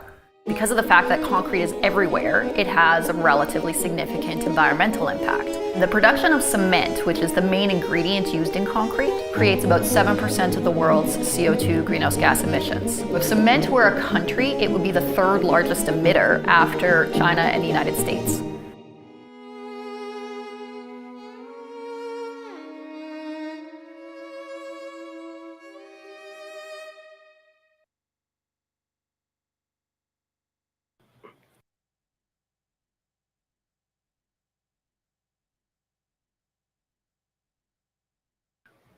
Ooh, now we got audio. We're back. Here, I think we can look at the other one too. Yeah. So this was the first one, right, with just the Christie interview from Chicago. I think so. Yep. Then this next one, we had footage from Denver. Is that right? Yeah, we had footage from Denver. Yeah. Let's see. Yeah, so you were in Alaska. I was out 2 different weeks early on in that project as well. Yeah, you were. I was in the Boundary Waters, completely out of communication for a week. And then I was back in between, which I think is when we got the teaser done. Yeah. Because we did the shoot in Chicago beforehand. Every major contributor to the project went on vacation during this job. Yeah. I went on 2. That's true. You were in Sonoma. You were out for 2 weeks. Yeah. Nancy was on a couple of different vacations. Allie, who's Melissa's boss, She was in Mexico for a period of time. I think Melissa had also went on vacation. Dean, he was out of the picture for a while. Like, Yeah. Everybody like still had their lives. It's amazing to think about. All of Europe was on vacation for all of August. That's right. Which is apparently a thing. Yeah, it's a thing. If you're not aware It's of a it. thing. A little difficult to produce. You can't get a hold of Europe in European August. content. Yeah.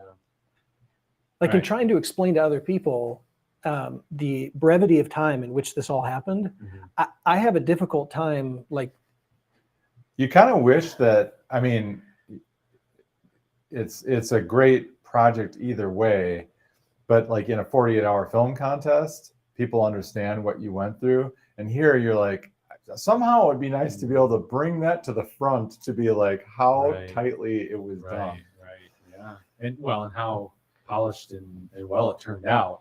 Yeah. With those constraints, with like once we had all the footage, it was like 2 weeks. yeah. Or Well, something and to put it together. So my favorite punchlines to tell people about the film are, so the deadline was a Friday, September 16th at 5 p.m. Pacific time, so 7 p.m. Anyways, point being 7 that p.m. my time. we submitted it 45 minutes before the deadline. Like, we went nonstop till 45 minutes before the deadline, which is why that picture with Max, is so cathartic, because like it was, we were like, Yeah, I could probably pull that out. we were like puddles at the end of that. The second one, which whenever I call this to mind, I think of you, Ryan, because I'm always saying I've got some idea or somebody else that I was going to interview. It's probably actually made the hairs on the back of your neck and Max's neck stand on end. The last interview for the film, so again, deadline is September 16th.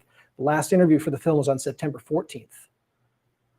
That was with, Kay Butterfield from the World Economic Forum, and then we had to spend so much time because it was a Zoom interview, but she sent a viewable link, not a downloadable link. So then while we're trying to do the edit, like, we got derailed for hours trying to figure out how to harvest the interview so that it was potentially usable, figure out how to get a transcript done. Well, and for the outsider, not part of the project, this was also you continuing to push things while you were working in here that whole last week. And yeah, maybe doing the my two- day job and then fitting in these and interviews. maybe the 2 weeks prior, but also we were editing. So it was like, okay, we'll have you working in here so that when we have something ready to review, you can pop over and take a look. But then it was like, oh, here's another interview. Like, we're in the midst of the edit, and then it's like, oh, Brandon's doing another interview over Zoom over there in the conference room. And we're kind of like, we don't need any more. Did we end up getting her in? No, well, she's in the credits. To the The credits? last interview that's actually in the film, which was a super important interview, is with Stacey Smedley, which happened at 9 p.m. It's probably only like a day or it happened earlier. on the 9th. That one happened on the 9th at 5 p.m. At the end of that interview, she mentions to me the Girl Scout video, which I then Oh, shared the yeah. following week of like, guys, this is our competition, Yeah. because that video was super engaging. Were you here for that interview? I was in your Okay, office and that's right. I did a thought you Zoom came call over at with like it. noon, and I didn't know what time the interview was, so I'm like, we're good. And then it's like 4:30, and I'm like, good luck. Yeah. Well, and I gotta go. actually that day we got two super important interviews, because the one before Stacy, that was the interview that we finally got with Allie after like the saga of, and we had to get the other production company out in California Right. to do it on location. Right. We did the what is it called with the iPad, there's a name for it that you Interrotron, Yeah. kind Yeah. of, but yeah. Yeah. So we had you on an iPad that she could see interviewing her. Yeah. And then you could see her through Zoom or whatever. Yeah. Through a laptop. also an indispensable interview for the film. She features kind of a major keystone, which was important because they were also a major contributor to the project. Did you guys run into COVID? Like, it was like the week we were at Google, they had new COVID restrictions. Oh, so you yeah. weren't able to get in. Did you run into something No, too, I or don't was it think just us? when we were Oh, gone. no, you went to a location, but then weren't able to get in for the interview. And we have a picture of like you outside. Oh yeah, yeah. Well, that was That was kind of like that our was Google. Allie's location. Yeah, Our scheduling didn't work out right. That's what one of our other pictures promoting today's podcast was Brandon. We were there. Luke, Brandon, and I were all there, Yeah. and we were just, well, we haven't heard any confirmation yet. Let's just go there. We were just sitting in the parking lot, We took a picture of Brandon next to the car with all the equipment with the sign in the background. Send it up to them. And we did. Yeah, Yeah. he was texting with them. He's like, here I am. But Yeah, the best part is too, they're probably like, this guy's crazy. we were on our way to the But airport. then they still did the interview later. We had our flight home like yeah. coming up like 2 hours, ahead. And we got a call back from them. Mm-hmm. We were on our way to the airport and they're like, all right, we just got an approval that you can do the interview. Yeah. And we're like, I think we're going to have to do it a different way because Yeah. we're on our way to catch some flights. Yeah. So And they were trying to back up, saying like, well, you don't really have to worry about the interview with us. And I was like, no, for as much as you're, investing in this, like you asked for one thing, I have to help make your company look good in this. So I'm going to see that through. Yeah. I will make this happen. And so then we did. Yeah. Yeah. It's easy enough. Here. All right. We got this next one. We'll pull up here. We're going to have 135 billion things connected to the internet by 2030. 135 billion. We consume 594 terawatt hours of energy every year. That translates to 2.4% of the global energy draw. So digital infrastructure equates to 2.4% of all the energy that we consume on the planet. It's a central nervous system of the economy. Everybody is connected to it. Everybody is using it. Therefore, any progress that we can make has a multiplier effect throughout all of the industries that are leveraging that infrastructure. It doesn't matter if it's the dirt, to the concrete, to the copper, to the steel, to the servers that are going inside of it, to the fiber that's actually connecting to the towers, to the repeaters that actually gets back to your device. Every aspect of digital infrastructure needs to be thought of in a sustainable way. The digital infrastructure industry has a couple of choices. They can either be the great equalizers or the great dividers, the great givers or the great takers. I want to be on the positive side of that. Looking into the future, it will only accelerate. We have to think about it long term and we have to think about it sustainably. Can we come together as an industry and figure out one thing that we could do together that will help address climate change? Can we do something together that would actually allow us to move the needle? Because we all believe that we're running out of time.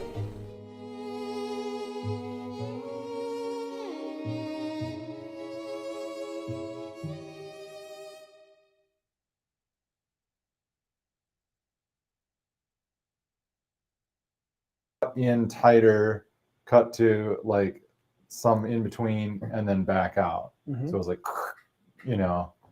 all just using the same piece, like even though it wasn't high quality. So Mhm. We were just talking about B-roll, how this one had so much B-roll, and how I don't know how many years ago that was, 4 years, 5 years ago. well, when just we really started the integrating B-roll into our projects, and just the or stock B-roll. techniques to use stock B-roll that you don't always think about, where you're like, oh, this piece of stock footage is not 4K, it's not the quality that we need. Mhm. Well, if you're creative, you just use it anyway. Just Mhm. find a way, put a filter on it, do an effect, do some weird editing thing with it, and which it turns out we are creative. In the last days of this project, I hope that I was a good employee for Max, because I felt like I worked for him in terms of getting the edit through. He'd be like, you need to just go find B-roll. Brandon, that's your job. Don't stop finding B-roll. So I kept finding links to different B-roll. I found links to some different Premium Beats audio tracks. yeah, It was great. Yeah. I really enjoyed being involved with the process with Max, and I really was grateful that he trusted me. Maybe he didn't have a choice but to, because it was all hands on deck, if we're going to pull the thing across the finish line. That was nice because, that either falls to him or us, depending on the size of the project and, Mhm. what's going on with other projects. So I know that was super helpful to be able to be like, oh yeah, Brandon's going to throw some ideas, even if we didn't like them, or they didn't Mhm. jive. I don't remember where we ended up with our music, but there was maybe one song that we're like, Brandon really likes it, but it's not really fitting. Yeah. And you had the grace to be like, hey, I'm going to throw a lot of ideas out there. I've been thinking a lot about it, but I trust you, Mhm. which is great, because then I think that allowed us to trust you to be like, Yeah. well, go find stuff, and Uh-huh. we trust that you're going to come up with good stuff. Right? Well, that was one of the things that I really liked about our engagement with the project, you and me, Ryan, is that your approach to the storytelling, you were thinking, so your center of gravity was so strongly focused on the quality of the story, right? Like the storytelling arc.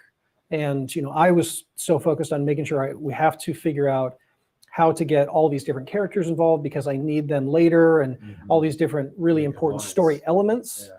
But, I think that even though I respected and valued the storytelling process, that wasn't the center of gravity for me.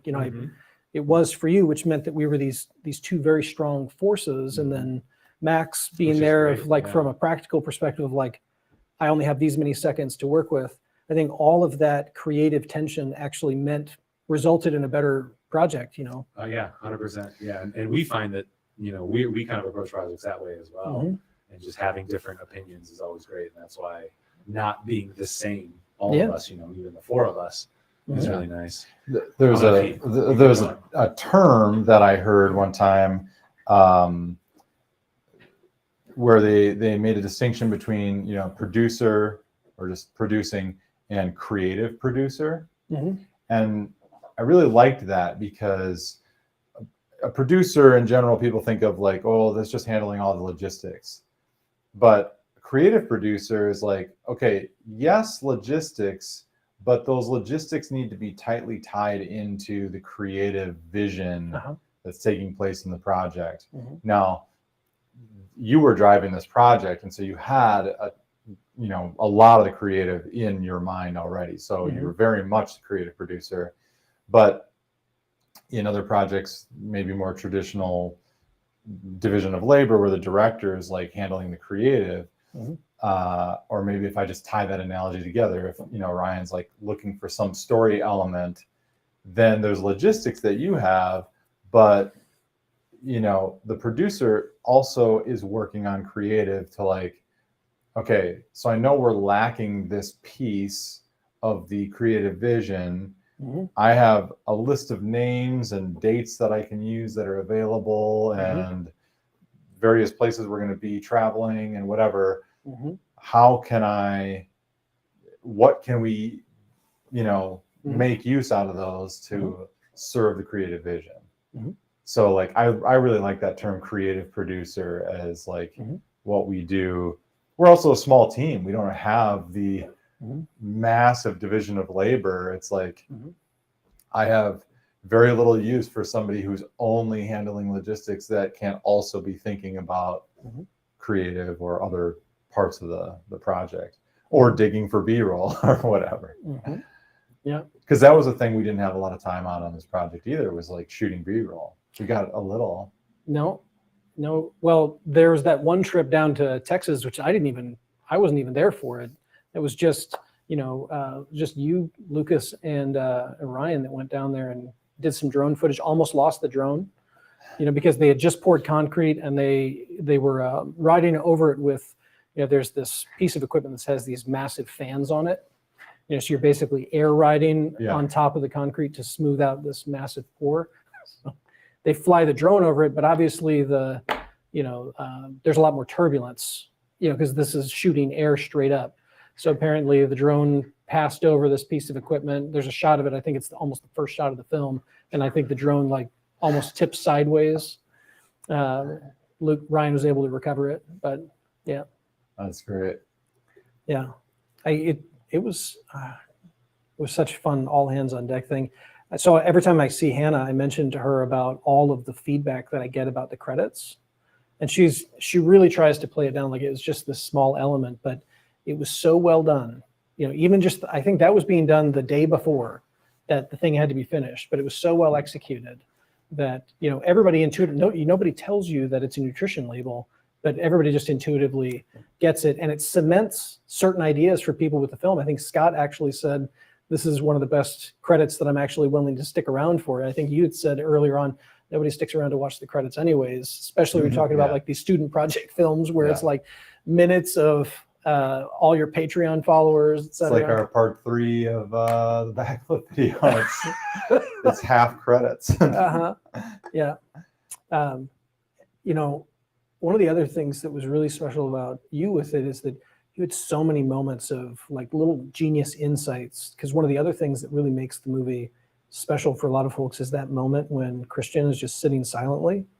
That was all your idea, just, hey, what if we just had him pause, right? Because in a 10-minute film with all the interviews that existed, to a found breathing room, to a forced breathing room into which you were a really strong advocate for, it's a really powerful moment for people in the piece.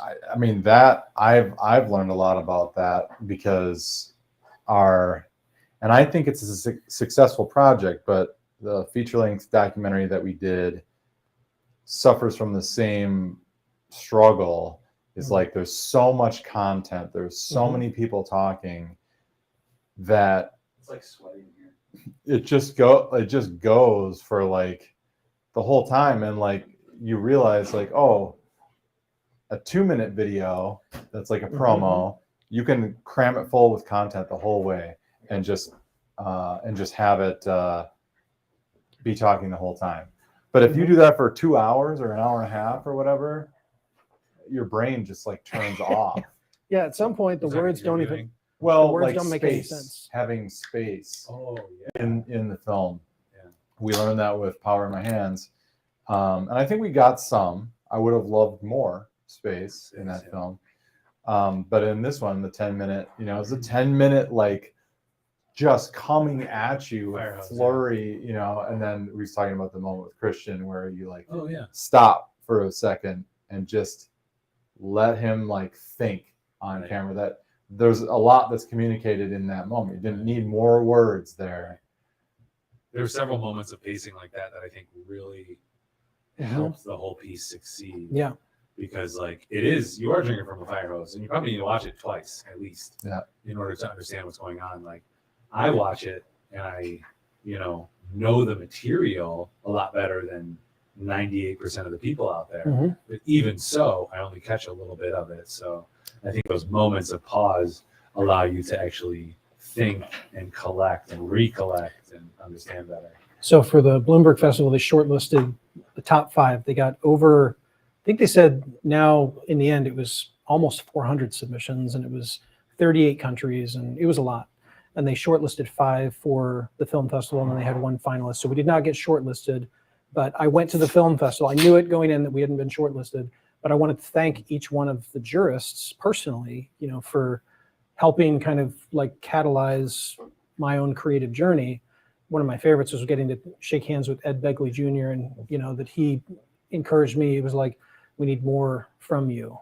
So that was like, it like hit me pretty hard.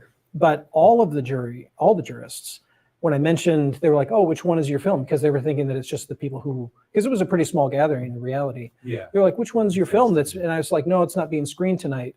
But, it was submitted, and then I would mention what it was. And I would just mention what the name of it was, and their facial expressions, every single one of them, separate conversations, all changed. And they were like, they remembered the film. They started telling me about things from the film, like it had made an impression on them. But every single one of them was like, I was just so overwhelmed with, with information. It was like blowing my, I don't want to put words in the mouth without saying it was mind blowing for them. But basically it was a lot to take in. But people in the data center space, this is the funny thing, that like the afterlife or the post film release life of it is the same kind of thing that it was before, which is the data center community talks so much about sustainability and is so hyperactively engaged with the subject about sustainability that they love the film, and they're like, this hits all the right beats and this is exactly what the message is. Nothing feels overwhelming to any of them about it. They're like, this is what we're talking about. I was like, I know, but we need to get people who aren't us to be connected to the story. So like we still have the same uphill climb with like getting engagement from the primary materials space and et cetera. But little by little, I'm picking those people and pieces up. But and as you're saying that, the energy, the drive, I don't remember if you characterized it this way or if it came from you or who it came from,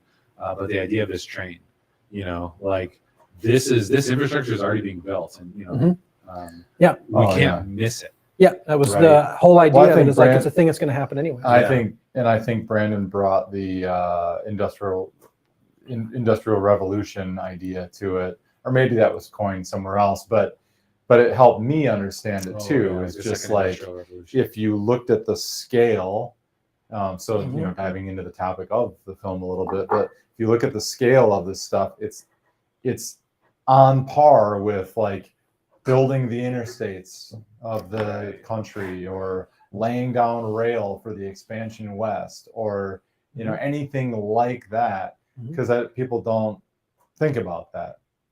I mean, when I talk to people about it and tell them a little bit about the project, and I point out the idea like, oh yeah, you know, like it's about how data and data centers, you know, are physical spaces. They're not just like, the cloud isn't just an imaginary thing. And they're like intellectually like, oh, I knew that. And then I'm like, yeah, I mean, there's like millions of acres of buildings. And they're just like, you know, there's always a stop and like a thinking and yeah, you know, like we just don't encounter if we can show that, I think that's a really good thing to bring up, like especially as we look at a series. How do we make the average person care about it, right? Yeah. Somebody, I don't know that someone like myself would necessarily see something like bare metal if I were to read a description and be like, I want to watch that. Now, it's super interesting and pretty and all that stuff, but I think what we need to do is take where it's at and take kind of the fire hose information train that it is, and distill it down to something personal, like a personal moment. And we did have kind of some creative ideas on that of like, well, what do you think the cloud is? And I think that's still something we can explore. But to bring it back down to a personal level, to where, you know, we can break it into these chunks.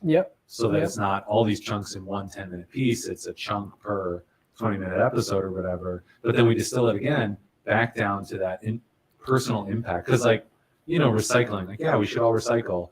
Why? Because we saw that commercial with the Indian who was crying. Oh, crying, yeah. Right? You know, like that was impactful. There's other marketing things that are impactful to us, and we know that we should recycle. The reality may be different, but with green energy, there's something there too, and maybe that's what we can help with, is the marketing of that through this piece. What I say to people is that it's a lot easier for people to understand themselves as customers of the internet. You know, you've got a phone, you use your computer, right? Like it's very easy for you to think of how you are a customer of the internet. But I think what's harder for people to realize is how many of us are vendors to the internet. Like the ways in which our livelihoods, in terms of how it is that we make money, who we do business with, like the things that are supporting our livelihoods, the extent to which how many of us are vendors. Well, and I sent you, so you were asking about, you know, where it is. Like it is still in the back of my mind. I sent you that message, and if you saw, I watched it last night. It was just a little special. In, you know, there's things that are in the works. I guess it doesn't. None of it has to be secret. You know, we've like floated the ideas of trying to make this into a series, and then like connecting with. We think we need to connect with a celebrity or somebody who's a name, and you know, DiCaprio has come up because he's connected to some stuff. We tried. I earnestly tried to chase that the whole way through the film. And then, but the most recent one you told me about was Mike Rowe. And at first I was like, oh, that's interesting. But then very quickly I was like, oh yeah. And the news story. Singer-songwriter? No. Dirty Jobs guy. Dirty Jobs. Oh yeah, because that was what I first thought of. So he's a big advocate too for working. Well, and that's where it was the connection, because I was like, oh, does that have a connection? But then it was pretty quick to realize, and then it was just highlighted. I sent him this segment that I saw on the news about some like viral video of somebody on TikTok showing their like day at work at Twitter, and there's just like nothing that they do. Like adult they just don't do daycares. anything. Yeah. You know, they like show up, they get their smoothie, they go like sit in a pod for a while. They go, there's like one meeting they have that you know, and they're showing this on and getting commentary from Mike Rowe about how we should watch this. I want to watch this. And how he's like the concept that some people have of work is so far removed from what other people have of work. And it's connected in this way. And I was even telling Brandon in my message, I was like, it's directly connected because that person's working at this, data technology company, but the infrastructure lying beneath it is all these raw materials, and it's all these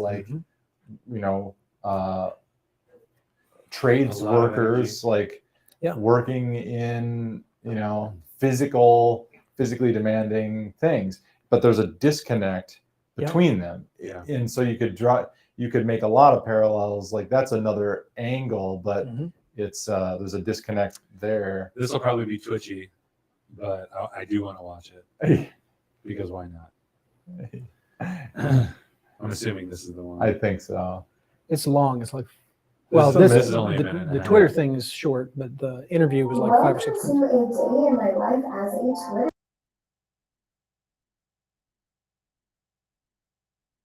And honestly took a moment to just soak everything in. What a blessing.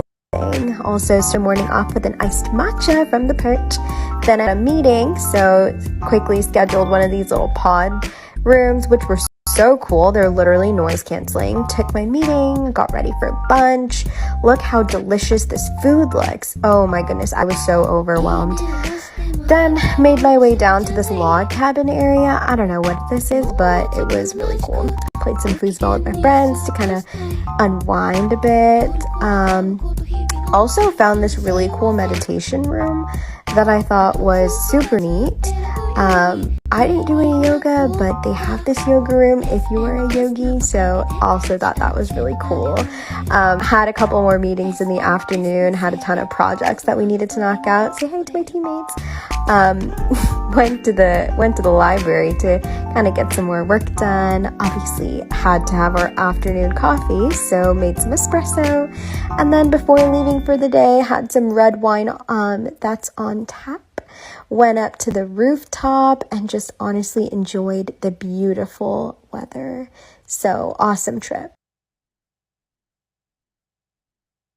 Of tech workers in the Bay Area are now working remotely.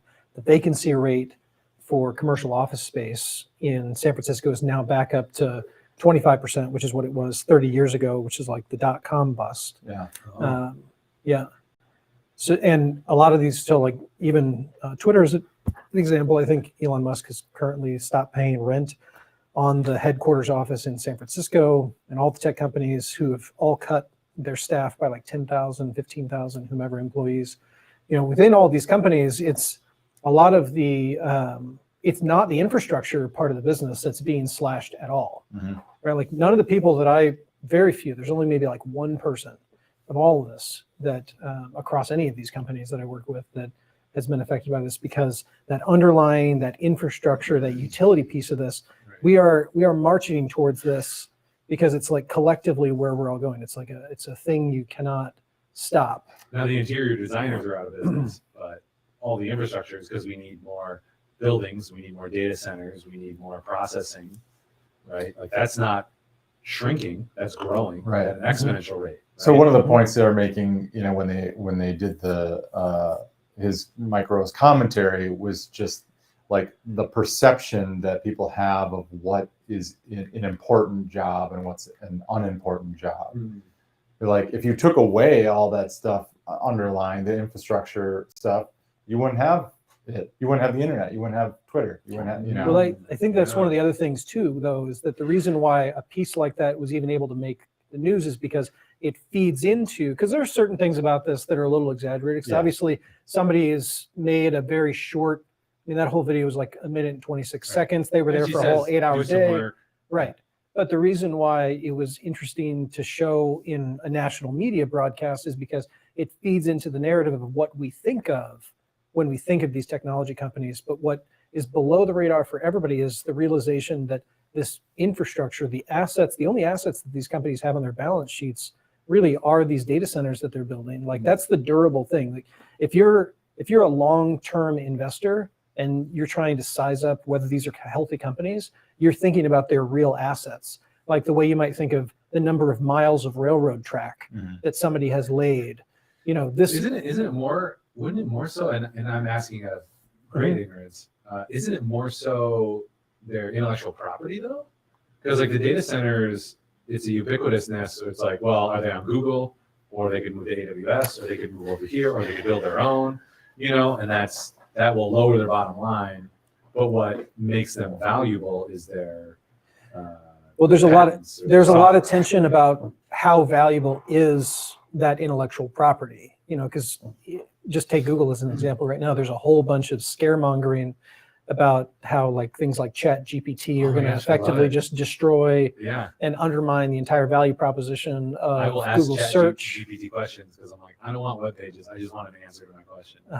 Yeah. So, there's a lot of, stuff in the market. That's why a lot of these tech companies have lost value in the past year, because we've transitioned from sort of the aspirational thought, like they're the next utopia, to nope, you've been around now for 20 years. So we are going to size you up on the basis of, are you a healthy company for the long term? So the way that they're being evaluated by investors is maturing. And that's what we're advancing into. That's the struggle that Tesla is into now. Are they up to the hype? They're not even the largest electrical car manufacturer. So now there's more penetration of other major auto manufacturers, Ford, Volvo, et cetera, that are all in the electrical. So in that analogy, then, could you say that similar to a highway or a railroad or whatever, you could do away with the intellectual property of a particular company, and those assets would still have value, because you could say, well, I have these data centers, and if there's no value anymore for Twitter or for Instagram or whatever, well, then whatever the value is, you can house your data there. So you just on-ramp, use our highways, and so I still have value. Yeah. If in the coming years we all collectively abandon Facebook's news feed or whatever, all those or never adopt the metaverse, over the next several years, Meta is going to put the money into building infrastructure that is capable of doing the types of workloads that make a metaverse possible. So they'll build the machines that will allow that type of work to occur. So even if they have a terrible software and nobody wants to use it, and somebody else has a better software, like Microsoft develops a much better metaverse, well, if the infrastructure exists, then maybe it's better from Microsoft's perspective. I don't have to build the infrastructure. I don't have to have the liability on my balance sheet. I can just go lease space from, Meta, who built all this infrastructure. Hasn't Amazon's kind of done that, right? Because they're like online bookseller, and then we need this faster. Okay, so now we're gonna in Google too. Now we're gonna do custom hardware to make this work, and then once we have it working really well for our company, well, now let's sell those extra cycles. Let's sell that extra compute. Let's sell that extra energy and whatnot. So Amazon, Microsoft, to some extent. But that's interesting because that's more niche, I think, too, is what you're talking about, like with Facebook developing an infrastructure for something that they can't achieve software as a service very well, or they, marketing or whatever it is. But then maybe Microsoft or somebody else comes in and can do the front end better. And they're like, well, we have the back end for you. So then there's more value to Twitter or to Facebook because they have infrastructure. It's what the federal government has just now basically admitted to as well. Like they announced a month or two ago that they had $9 billion worth of data center contracts that they're going to let to one of four companies: Google, Microsoft, Oracle, and just to one? No. These companies, that's the level of funding that these companies announce every year. Google announced another like $9 billion of investment that they were going to make. So the government's just going to go with one of these? No. Okay. That it's going to be spread across these four. So Oracle, Microsoft, Google, and who am I forgetting? Amazon. Right. So the NSA tried to build their own data centers, and now they're like, no. We were doing a bad job of it. You guys will do a better job of it. So if you guys can give us the security that we need, why don't you build the infrastructure and we'll just, use infrastructure from you, right? So it happens that maybe one company is better at building the infrastructure, another company is going to be better at building the software for it. And the thing that's happening too is that even all these major data center companies, they can't build enough infrastructure for themselves, which is why there's this other whole crop of co-location companies. And I talk like companies like Digital Realty, Equinix, DuPont, Fabros, Vantage, et cetera. All these companies, they were around long before these major tech companies that we know of, because they existed. And then those companies who 20 years ago were just, a couple of people who needed one server, they were leasing space from these co-location companies. Well, now the tables have turned and there's such massive users, they can't build enough infrastructure for themselves that they're like, will you, co-locators, keep building data centers and we'll be your only customer. We'll take over a whole building, but you're going to build it, you're going to manage it, et cetera. So there's still space for everybody, but how that, how the market segmentation, how the value proposition gets, divvied up is, that's going to keep evolving. You can't, the way intellectual property, as I understand it goes, you couldn't copyright anything remotely close to the idea of modularity. But can you imagine, right? Early computing, like a whole room, and you have to have your own thing because there's no way to transport data or information at a speed that's useful. So you had to have everything local. But then once we were able to do modularity, like what you do for your day job too, like, hey, we need more power. We're going to get it more from the, more power from the power company, but we need to be able to split that up in our building. And you're like, okay, well, we'll design, develop, and ship and install this new modular system. It'll just sit next to the other one, plug in, go. We have data centers like that. And like, I manage our web department, and it's so great. Like it used to be, 15 years ago, even you had to know your servers really, really well. Now I just have an agency service on servers and geared towards hosting, and I can spin up, spin them down, move it over, move it physically to a different location, move it physically to different servers, to different states, to different countries. So modular and so flexible that it allows us to provide that front end service because of the reliability and the capability of all these servers. But to get to where we are, like that would be insane to for any one person to build. Like it's only gone through that idea of modularity, the modularity of the data center, the computer, the server, the software even. I can spin up Linux over here and I can spin up Linux over here and install the exact same things really easily on separate units.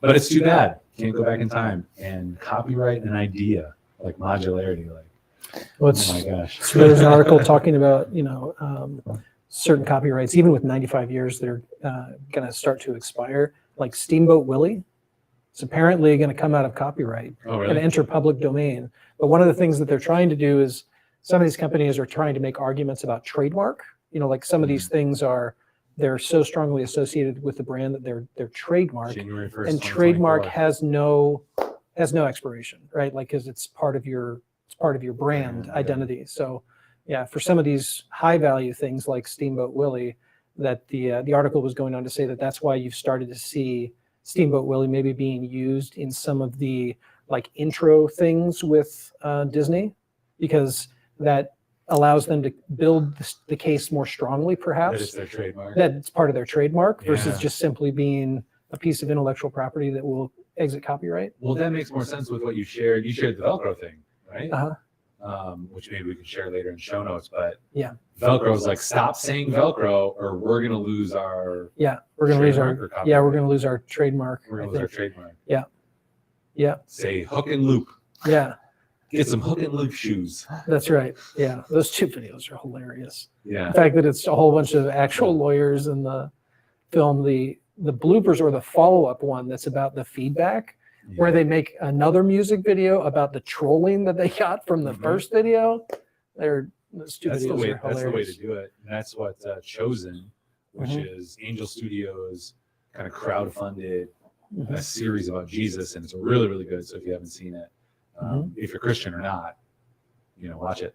But they take their feedback and they make Instagram posts out of it. That's funny. And it's like somebody smiling like this, and it's like, worst thing I've ever seen.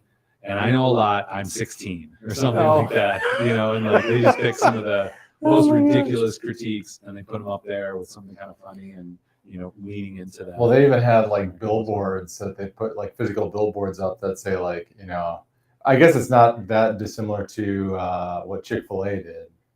But it's like, our chicken. But it's like Chosen sucks. And it's like the devil's like on the billboard. I thought that was really clever too, but there was brand confusion with that because I think and I experienced this and I read about it. the way they did it, it felt and looked so real. Yeah. Like it looked like somebody defaced their billboards or had a campaign against them. And then after 5 seconds of the spot, you're like, okay, well, this is a satire. Yeah. But there was a little bit of brand confusion, and I feel like old people probably were like having a real hard time. But I'm almost there, so I was having a little. But I mean, did it get enough attention though? Like, was the net the net positive in the amount of attention that it got? Well, there's no bad PR, right? I've yet to see that bear out. Funny data center aside about Chick-fil-A. Sentence you probably didn't think you were going to hear. No, I love it. Apparently, they operate a very interesting mesh network for all of their locations in terms of the way, back to the thing about virtualization, if one location went down, that the way that apparently it's noteworthy and unique, the way that they've set up their kind of network infrastructure across all of their locations. And I don't know if this is the case with Chick-fil-A, similar to how it is with In-N-Out, if all the Chick-fil-A's are any Chick-fil-A's, are they franchise locations or are they owned by? They're run well, so I feel like they're feel like they're corporate. Yeah. Okay. It's like partially franchised. Is it? Because the thing with In-N-Out is that it's all the In-N-Out, it's privately held. The family owns all the In-N-Out locations, which is why you are only barely seeing In-N-Outs in other locations, why it was so concentrated in California versus McDonald's. It's everywhere because it's super franchise model. But you'd have to have a business structure like that. And if Chick-fil-A did something like that, if you were going to do this major, very unique internet infrastructure for your company. But yeah, it's an interesting thing to look into, the mesh network that Chick-fil-A uses. We can also get into the Chick-fil-A game for the low price of $10,000. What's the Chick? Which actually seems low. Franchise? Yeah, What? you can get into the franchise. I mean, you got to build a building and all that stuff. Like the franchise cost for McDonald's is like over $1 million. Really? How? Yeah, it's crazy. Oh yeah, it's hard. It's very difficult to get. Well, what is it? I don't even know. Well, they're supported I don't by know the much. government. I don't know much about any of it. Like, what's your profit sharing? Maybe it's more with the one, and it maybe at 10,000. I would have to imagine Chick-fil-A is better at everything. Yeah, pretty good. Yeah. Well, and another shout out to Hannah is that it's thanks to Hannah, coming back to Velcro for a second, the sign in her office mentions Velcro. It's like you see it. I don't remember what the rest of the thing says, but it's just a hive of just inspiration being in your space. And so it was a good moment of levity to be able to share. It's on her like wooden or brown. Yeah, it's on the back wall with the Whenever we the get our letters day you in plug life, in. you just got to be like, and here's an espresso machine. I'm going to make a fancy coffee. Oh, I got a phone call. It's really important. I'm going to go work. 1 hour later. After an hour of work, I'm going to go play ping pong. Uh-huh. As I was watching that video, I was like, we got some of that stuff. Yeah, like when you did your drawing on the dry erase board. Contest. Yeah, your drawing contest. Yeah. Yeah. Yeah. Or just don't even justify it. Do the same thing. Be like, Do the same it's thing. just like what? Yeah, we're just like Twitter. You should hire us because this is what it's like working with us. Here I This am. is why we're a premium. Here I am laying on the couch out in the front after a phone call with Brandon. Yeah, this is why I won't do this work for free unless I really, really trust in you. Which we do. You know what? It's almost 2:00. You know what we got to do? We didn't talk about it, but you might have already known. Let's see. I got this right over here. It's over in graphics. We do this. This feels is a lie. Hey, you've seen that You before, didn't right? video, so you probably I know just talked True Truths over and a your- Lie. I don't know if it Or does it take over? I think it takes over. Yeah, the internet will have to let me know. So we could just talk for hours and hours, but we've been on for about 2 hours, so I want to wrap it up with 2 truths and a lie. 2 truths and a lie. 2 truths and a lie. So I'm gonna vamp, but what you're gonna do is you're gonna tell us 3 stories or 3 facts about yourself. Let's do that. 3 facts about yourself. One of them is a lie, and we all have to figure out which one is the lie. And for those who want to listen to me vamp, or if you don't want to listen to me vamp, just hit mute now. Just hit mute. It'll be about 10 seconds, 20 seconds while Brandon thinks of the stories. We do have a podcast. We just moved it over to a new system to Buzzsprout, but everything's going to be the same to you. So hit that follow, that subscribe, do that thing. Let us know some feedback. who else in the area you'd love us to have on. I think we'd probably like to do more of them in person. This is just, it's a better dynamic. I Yes. hate talking over Zoom. It's nice as a convenience in some instances, but like you can interrupt me or we can kind of feel a vibe and move more quickly instead of like, and now I stop and now You have to you be like- go. You have to just start talking to me. Yeah. Or I'm just constantly looking at John like, is he opening his mouth? Because then I'll stop. Is he going to open? Because then I'll stop. I'm just yawning. I think like you guys have known me, and I'm so forward with sharing crazy stories about myself that I feel like this is going to be too easy. But yeah, I'm really having to like dig into the archives here. I bet there's some. I feel like I had a dream and you told us 3 stories and they were all outrageous and they were all true. Mm-hmm. I mean, I've talked about some of them here already. Yeah. I did have a friend who canoed in Alaska and got knocked out of his canoe by a killer whale. Jeez. He was terrified. They grabbed their boat and swam to shore. I think the boat was taking on water. But Yeah. they were left alone by the killer whale. That's not Killer always how whales the hit 'em. story goes. I guess you just don't hear the stories. Yeah. When they get eaten. Yeah, That's true. I've never heard one where somebody was eaten. Yeah. He was also at a boarding school in Mexico, I think. His parents sent him there. And him and his friend escaped. And they were like running, across rooftops and down alleys and this and that to try to get away from the security from the thing. And the police are called and they're running away from the police. And then they ended up jumping into the ocean and getting caught after they swam back to By shore. a killer whale. By a killer whale. Okay. Jeez. You got him? We're gonna try. All We're right. gonna try. So these need to be stories or like just little one-liners about how much context do you want about these One-liner's things? great. Okay. Yeah. And then if we have questions, we'll ask questions. Okay. All right. I have been an extra in a major feature film.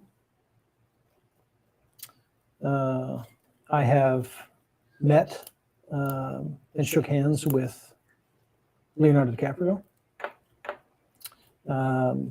And I He's being tricky. nearly killed a friend in the ocean. All right.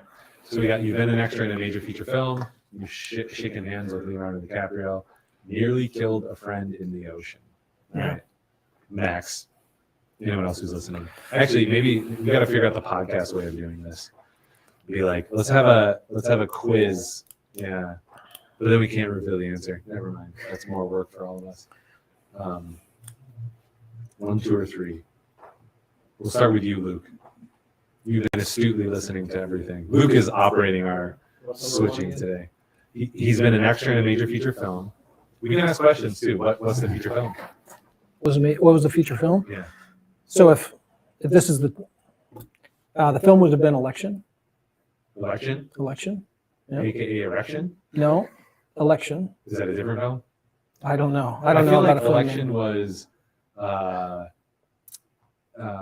nicknamed Erection because it was 1999.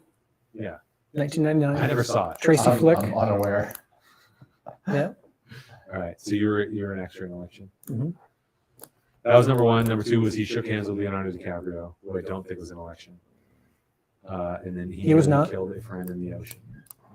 While dressed as a killer whale. Yeah. I'm gonna go with number 2. We had a pretty quick answer for what movie he was in. All right. So Luke is guessing number 2. Anyone at home who's watching, you can guess too. I think I have chat. Yep. That's the. Let's see. It's harder in person too because you can stare at people. Yeah. You can avoid their gaze while you're on That's your true. computer. So You got other questions? I think or- he smiled when thinking about killing his friend in the ocean. So that's a real story because. So that makes it real. And That's hilarious. I think Leo. I don't know if I've heard. I mean, it's feasible because you've been in close proximity, I think, through your connections or conferences, but I don't know. I feel like maybe I would have heard the story, or you would have ended up with him in our film because you would have convinced him during the handshake. Oh. So yeah, I'm gonna go with number 2. And yeah, because the number 1 coming up with the movie name, even if it was a lie and you quickly came up with the name of a movie, Yeah. I don't think it would be this random one from the 90s. It would be like, oh yeah, it was, it would be a more widely known film that you would come up with in a lie. That's I'm with Luke. I'm with Luke on the 2. Reese Witherspoon stars as Tracy Flick. Yeah. A high school teacher meets his match in an overachieving student politician. Let's see. Brandon Gries. Gries.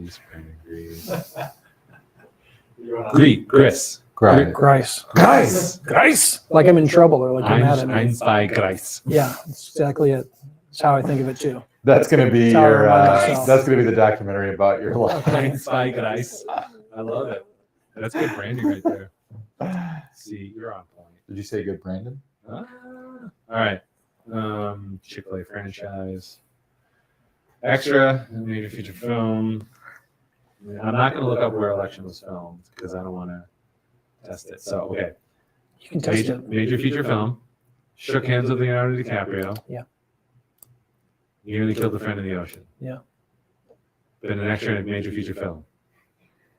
You're just running through them again, or Shook hands with Leonardo DiCaprio. like you're just gonna keep hitting me with them and Nearly killed a friend in the ocean. Yeah. Oh, he cheated me. maybe that. He last just looked down intentionally on that one. Maybe the last one is the lie because Leonardo DiCaprio was in the movie Titanic, and maybe Brandon was shaking his hand and almost dragged him down. Right. That's why he wasn't on the door. Yeah. Because Brandon was holding on to it. Yeah. And Brandon was shaking his other hand. Yeah. Apparently, James Cameron is going to prove that only Rose will fit on that door. I think I saw that article. I think they did. That That it like wouldn't have wouldn't have been stayed able away. to float with that much. Okay. So you really want me to pick number 3 because you looked down like very obviously when I said number 3. I'm going to go with number 1 because they picked number 2. That's my guess. And I don't think we have any other guesses. So, all right. You got me for number 1, them for number 2, nobody for number 3. So now I just tell you. Yeah. Tell us. I was not an extra in a major feature film. Yeah. But Election was, but many of my friends were. Oh, really? Yeah. So I have met Alexander Payne. He was in Omaha, so he's from Omaha. See if I had paid attention. Alexander Payne's from Omaha. I still wouldn't have got I was in high school at the time when the film was being made. The film was filmed in my hometown I forgot about that. at the public high school in my hometown. Oh, wow. So many of my friends that I went to primary school and middle school with who went to that public high school were extras in that film while it was being made. And while he was on set for production, he came over, because he and I went to the same high school. He came over one day to my high school and, presented to a group of us students. So I got to I sat literally right in front of him. I was literally at his feet. Yeah. And then I did get to meet and shake hands with Leonardo DiCaprio in a similar type situation, except I was in college at this point because he had come to Iowa State to give a presentation about environmental issues. So he spoke at the design college where Ashley was a student. And we were, I think, running a little bit late to the start of this. And so we came in this other door thinking we were coming in the back. Lo and behold, we were actually coming into the front. So again, I'm like literally feet away from him.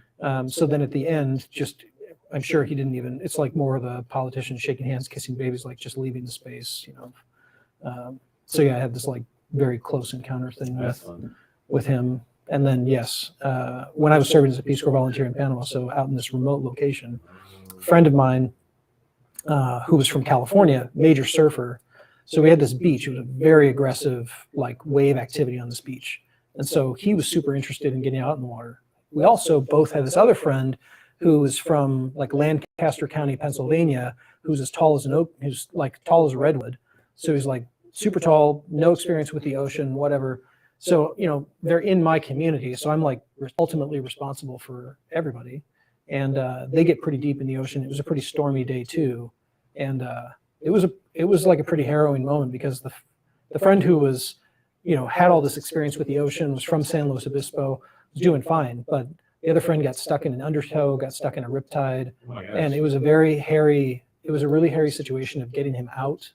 So when he's like trying to come out, you pushed him down? No, I was on the shore. But the fact that we even allowed anybody to get into the water, like we should have stopped. I assumed you were very active in this. I feel deeply responsible, for this whole thing, And so I'm like watching from a distance. And so we finally were able to get him out of the water, and then we're having to we spent like the whole night like recovering him. It was bad. He was. Oh, he's probably just super tired from fighting it.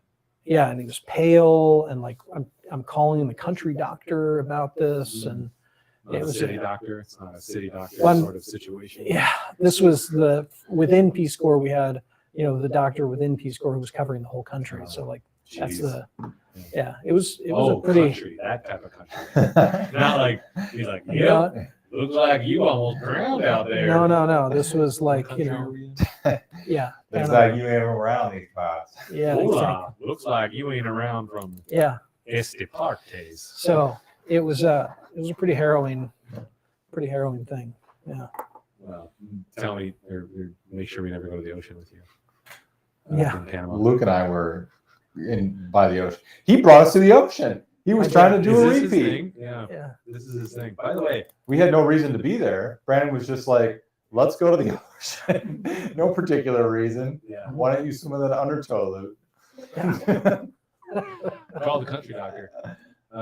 Behind Brandon, and you can kind of see it if we go to his angle.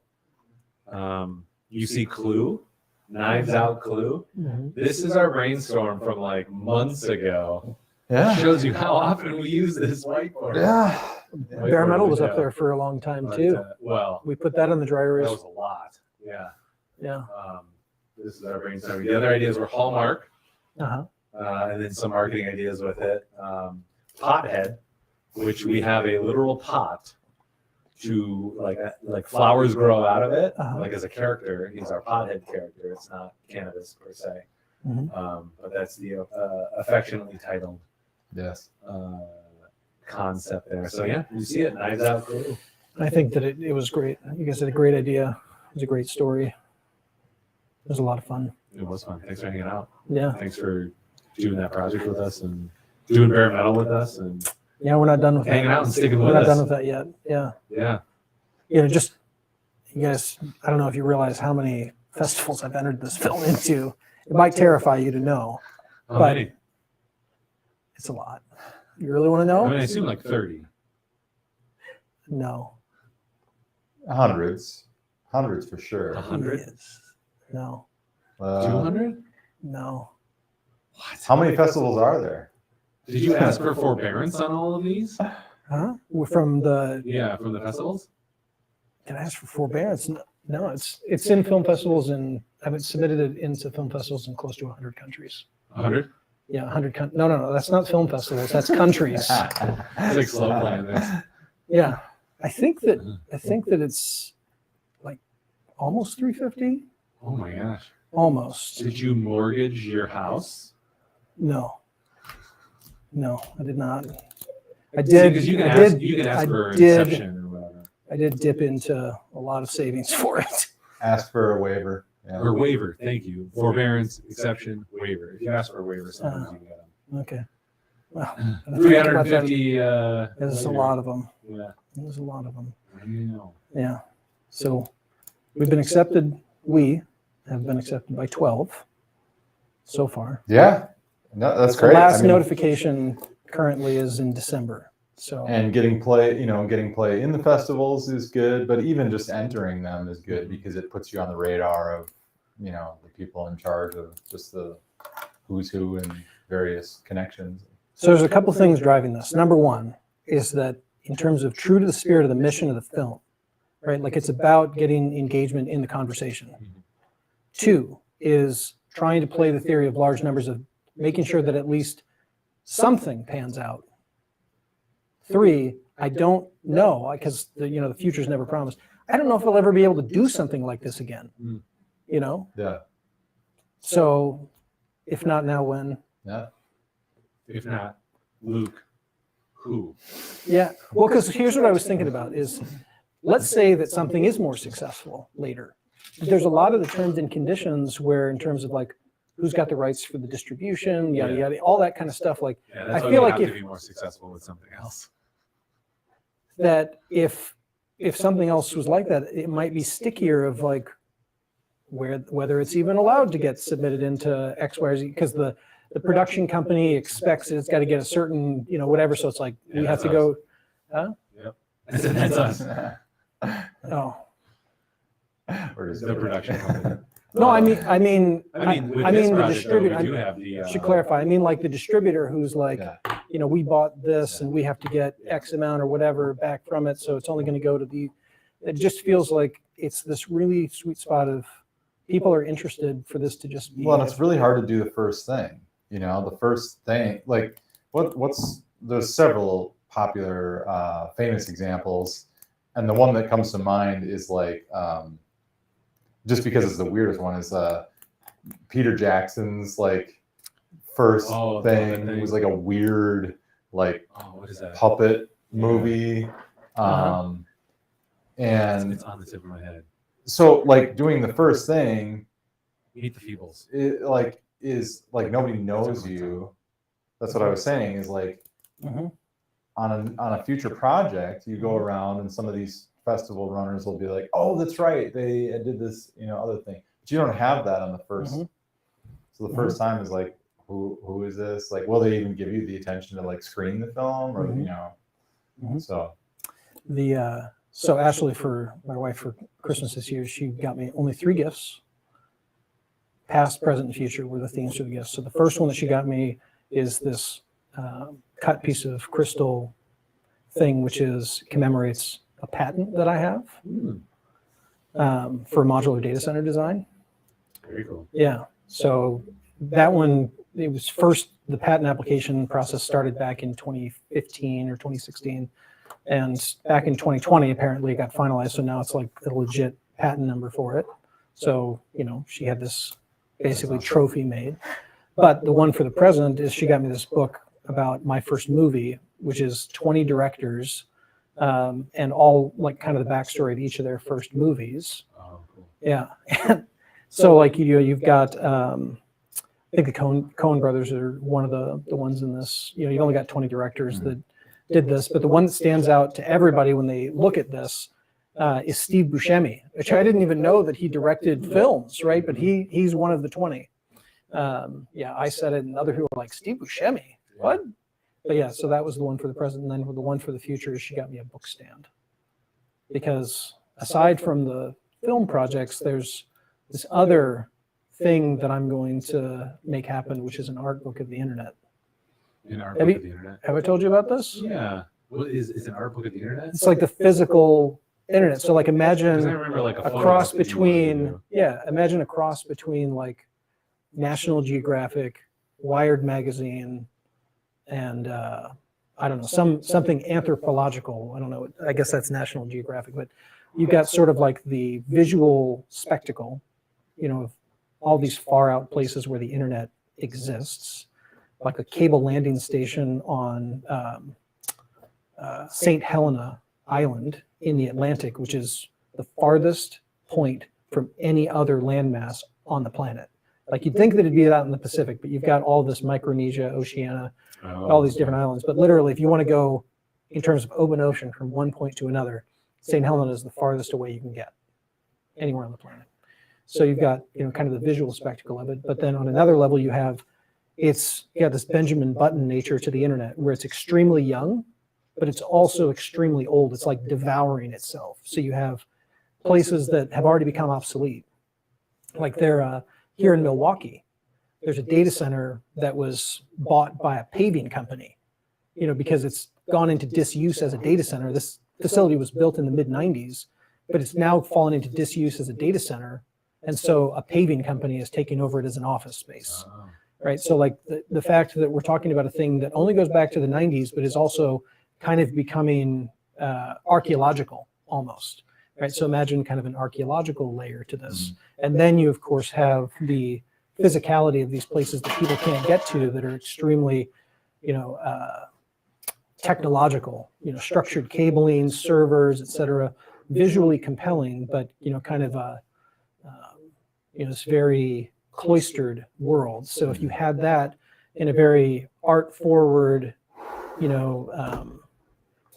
massive coffee table book, that I think it would be compelling to a lot of folks. People who are in the space and people who aren't in the space. So again, trying to help the people who are in the space have a point of pride about this thing that they do, and at the same time, something that is compelling to the generalist. Yeah. That'd be awesome. I'm committed to the mission of bringing the, transforming the idea that people have about the internet. This whole notion of helping people reimagine themselves not only as customers of the internet. Here at this time of year, we're all saying, well, I'm going to use my phone less, or I'm going to eliminate Facebook or something like that, because we have this conception. We first think of ourselves as the customers to the internet. But as we get deeper and deeper into the machine learning age, we are irrelevant as customers of the internet, because the major customers of the internet are the machines talking to the machines, and the data that they will generate, and the speed with which they need to interact with each other. We will be the product at this point.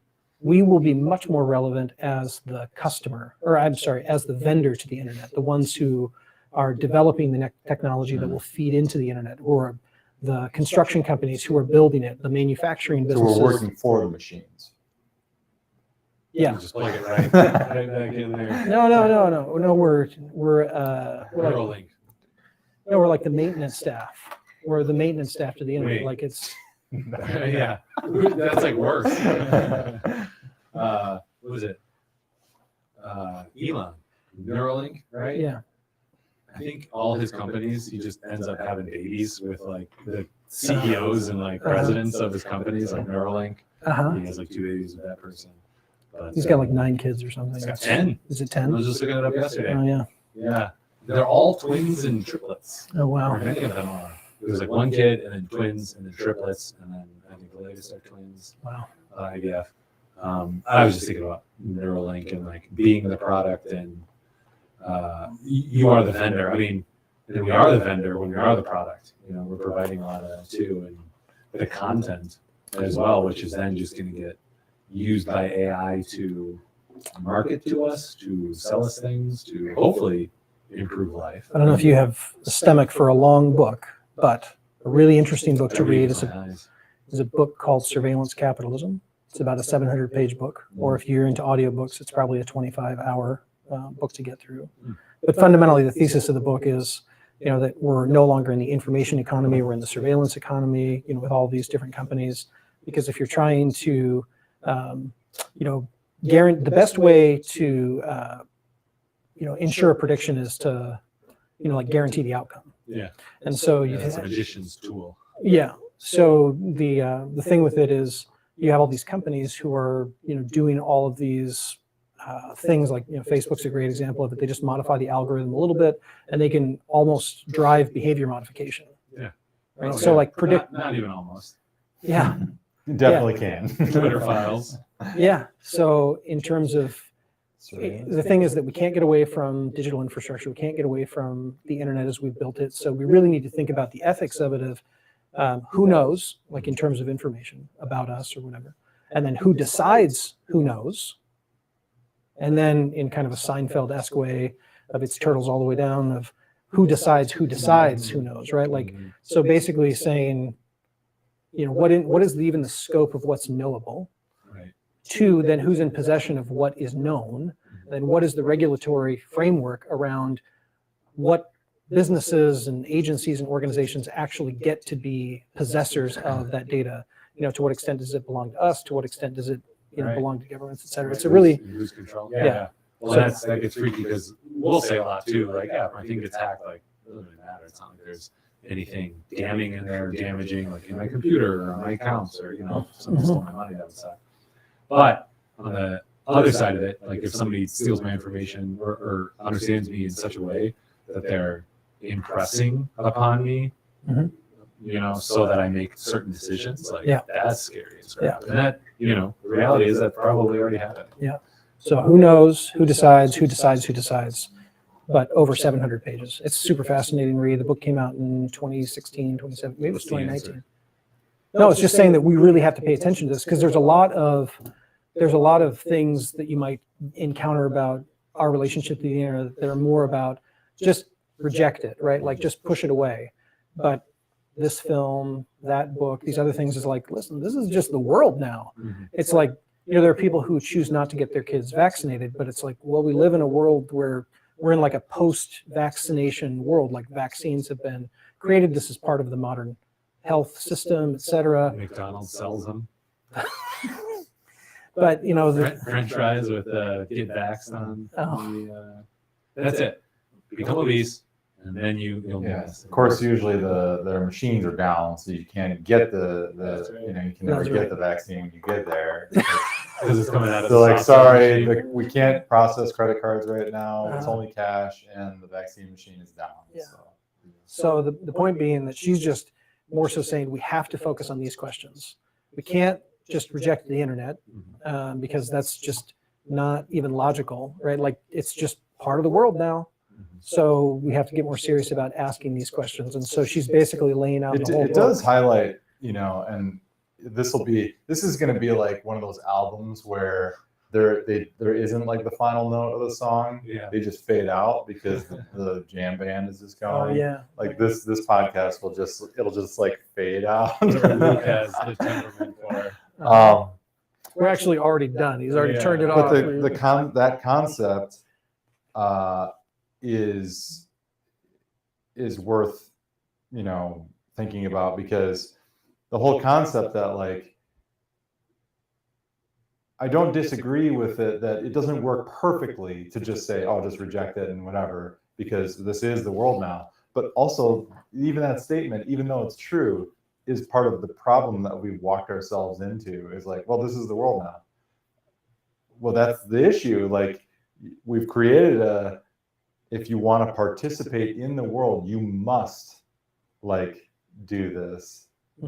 So that's, it's just like a new No, it's true. paradigm. It's like, because it's not necessarily been an inclusive transition. There was an article that was talking about, somebody tried to cut themselves off from the internet for a year or whatever, and how difficult they found it to just lead any quality of life. They were talking about how with certain restaurants have stopped publishing menus. And if you're going to access the menu, you have to scan the QR code. Yeah.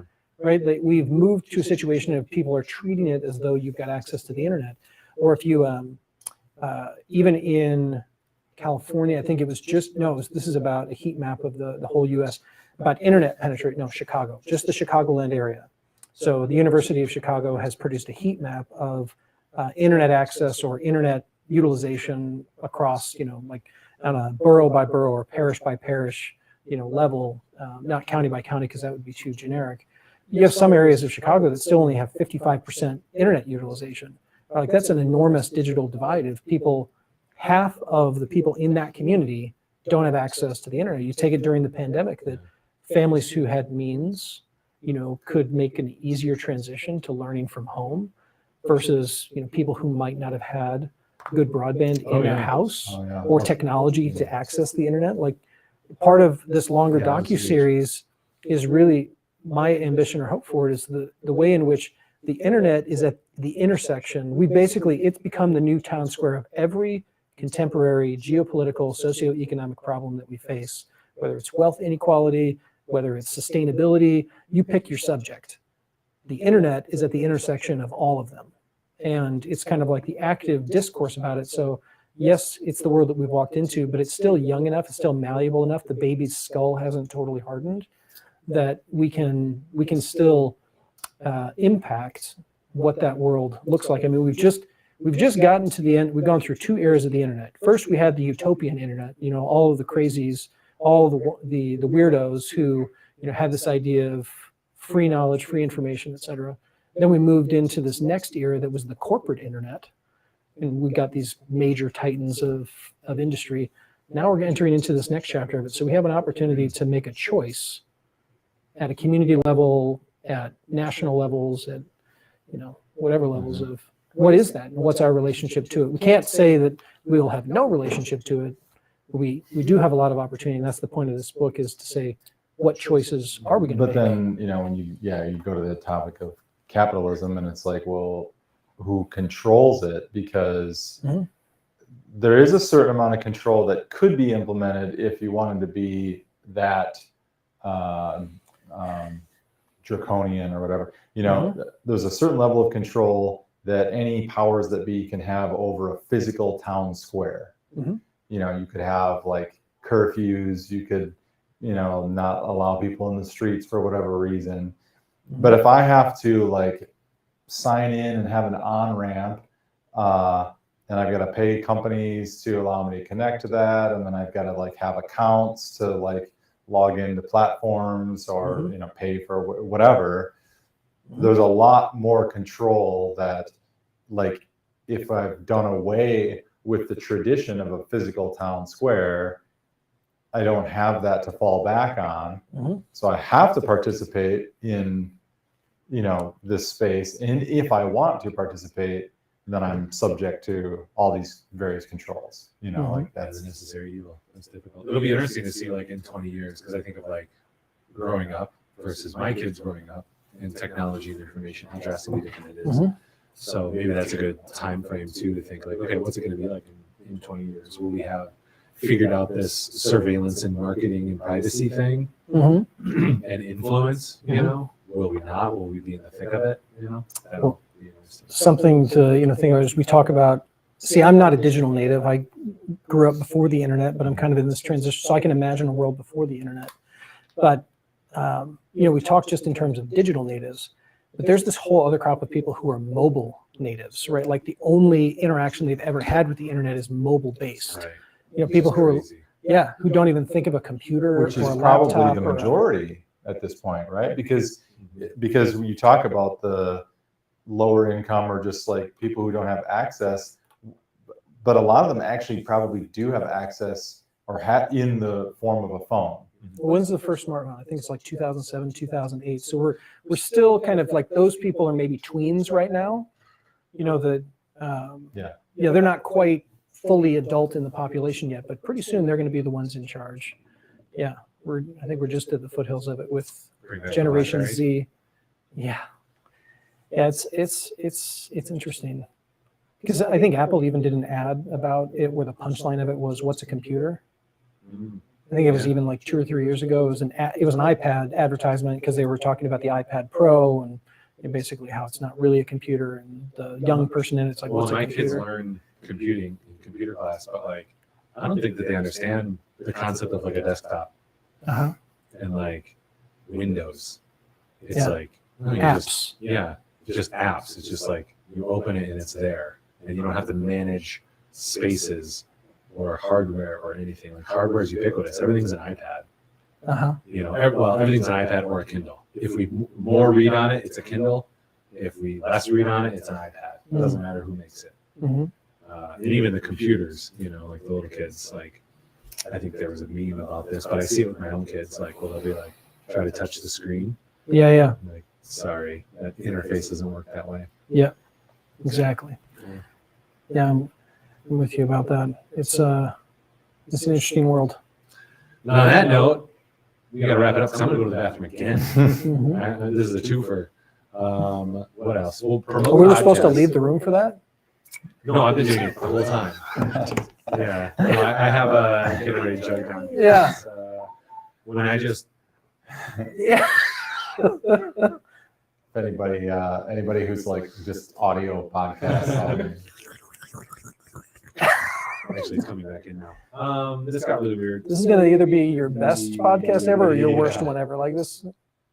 If you don't already like, subscribe, follow. Follow's the new podcast thing, like Spotify and Apple. It's now follow. You don't subscribe anymore. Let us know who else you'd like to bring on the show. Anybody you know in town, you can introduce us to. That'd be fantastic. Or not in town. We can do it remote. But I think we want to do more in person. It's more enjoyable. Bare Metal, you can check it out. I think we have it posted online on our Vimeo, probably a webpage about it as well. The Christmas stuff, letsbackflip.com/Christmas. Check that out. The Whodunnit is out. We'll probably share a bunch of that as well. Anything else you want to plug? No, just look forward to more work together in the year ahead. I think it's going to be a wild year. Bare Metal is entered into 5 film festivals in the state of Wisconsin. So the Wisconsin Film Festival, the Midwest Weird Fest, which is in Eau Claire. There's a Door County Film Festival that actually happens here in the first couple months of the year. So might be the one of these. Yeah, you should. And it hasn't been selected by those yet because they haven't gotten to their notification dates. Because they haven't launched it yet. Yeah. When those notification dates arrive and we find out that it's one or more of the ones that are in the region, yeah, you should absolutely. The one that I'm the most excited about is if we are selected by the Wisconsin Film Festival. Yeah. Here. Which will be in April. We'll check that out. We'll let you guys know what's going on there. Anything else you got? John? Get your advertising submissions in for the American Advertising Awards. It's coming up. The awards show is in February. So I'm expecting us not to get a best of show because it'd be very awkward if you announce that we get the best of show because you're going to announce. I don't judge them. Well, no, actually, I'm glad you asked, Ryan. There is a sponsorship available this year, a new sponsorship level called presentation sponsor, and at that level, they get to announce the best in show. It's kind of a fun. Thank you. Did you come up with that as a way to not have to present? No, just as a way to get more of the vendors and more people involved. Like if you sign up for that level of sponsorship, you can have a table to actually have stuff there. Sure. And then you can also, get to and the best of show brought to you by American Fan. Exactly. That kind of thing. So cool. We better get our entries in then. That's why I think we're doing that after this. All right. Thanks, everyone. I don't even know how do I end these. It's been a couple months since we did these. This is it. We This did is it. how. Good job, everyone. We say Thanks. bye. Thanks for coming, Brandon. Thanks for hanging out. It was a lot of fun. John, always a pleasure. Luke, 99% of the time. No, always a pleasure. Find your camera and wave at it. This became a weird thing. All right. Can I? Yeah, you can wave, Luke.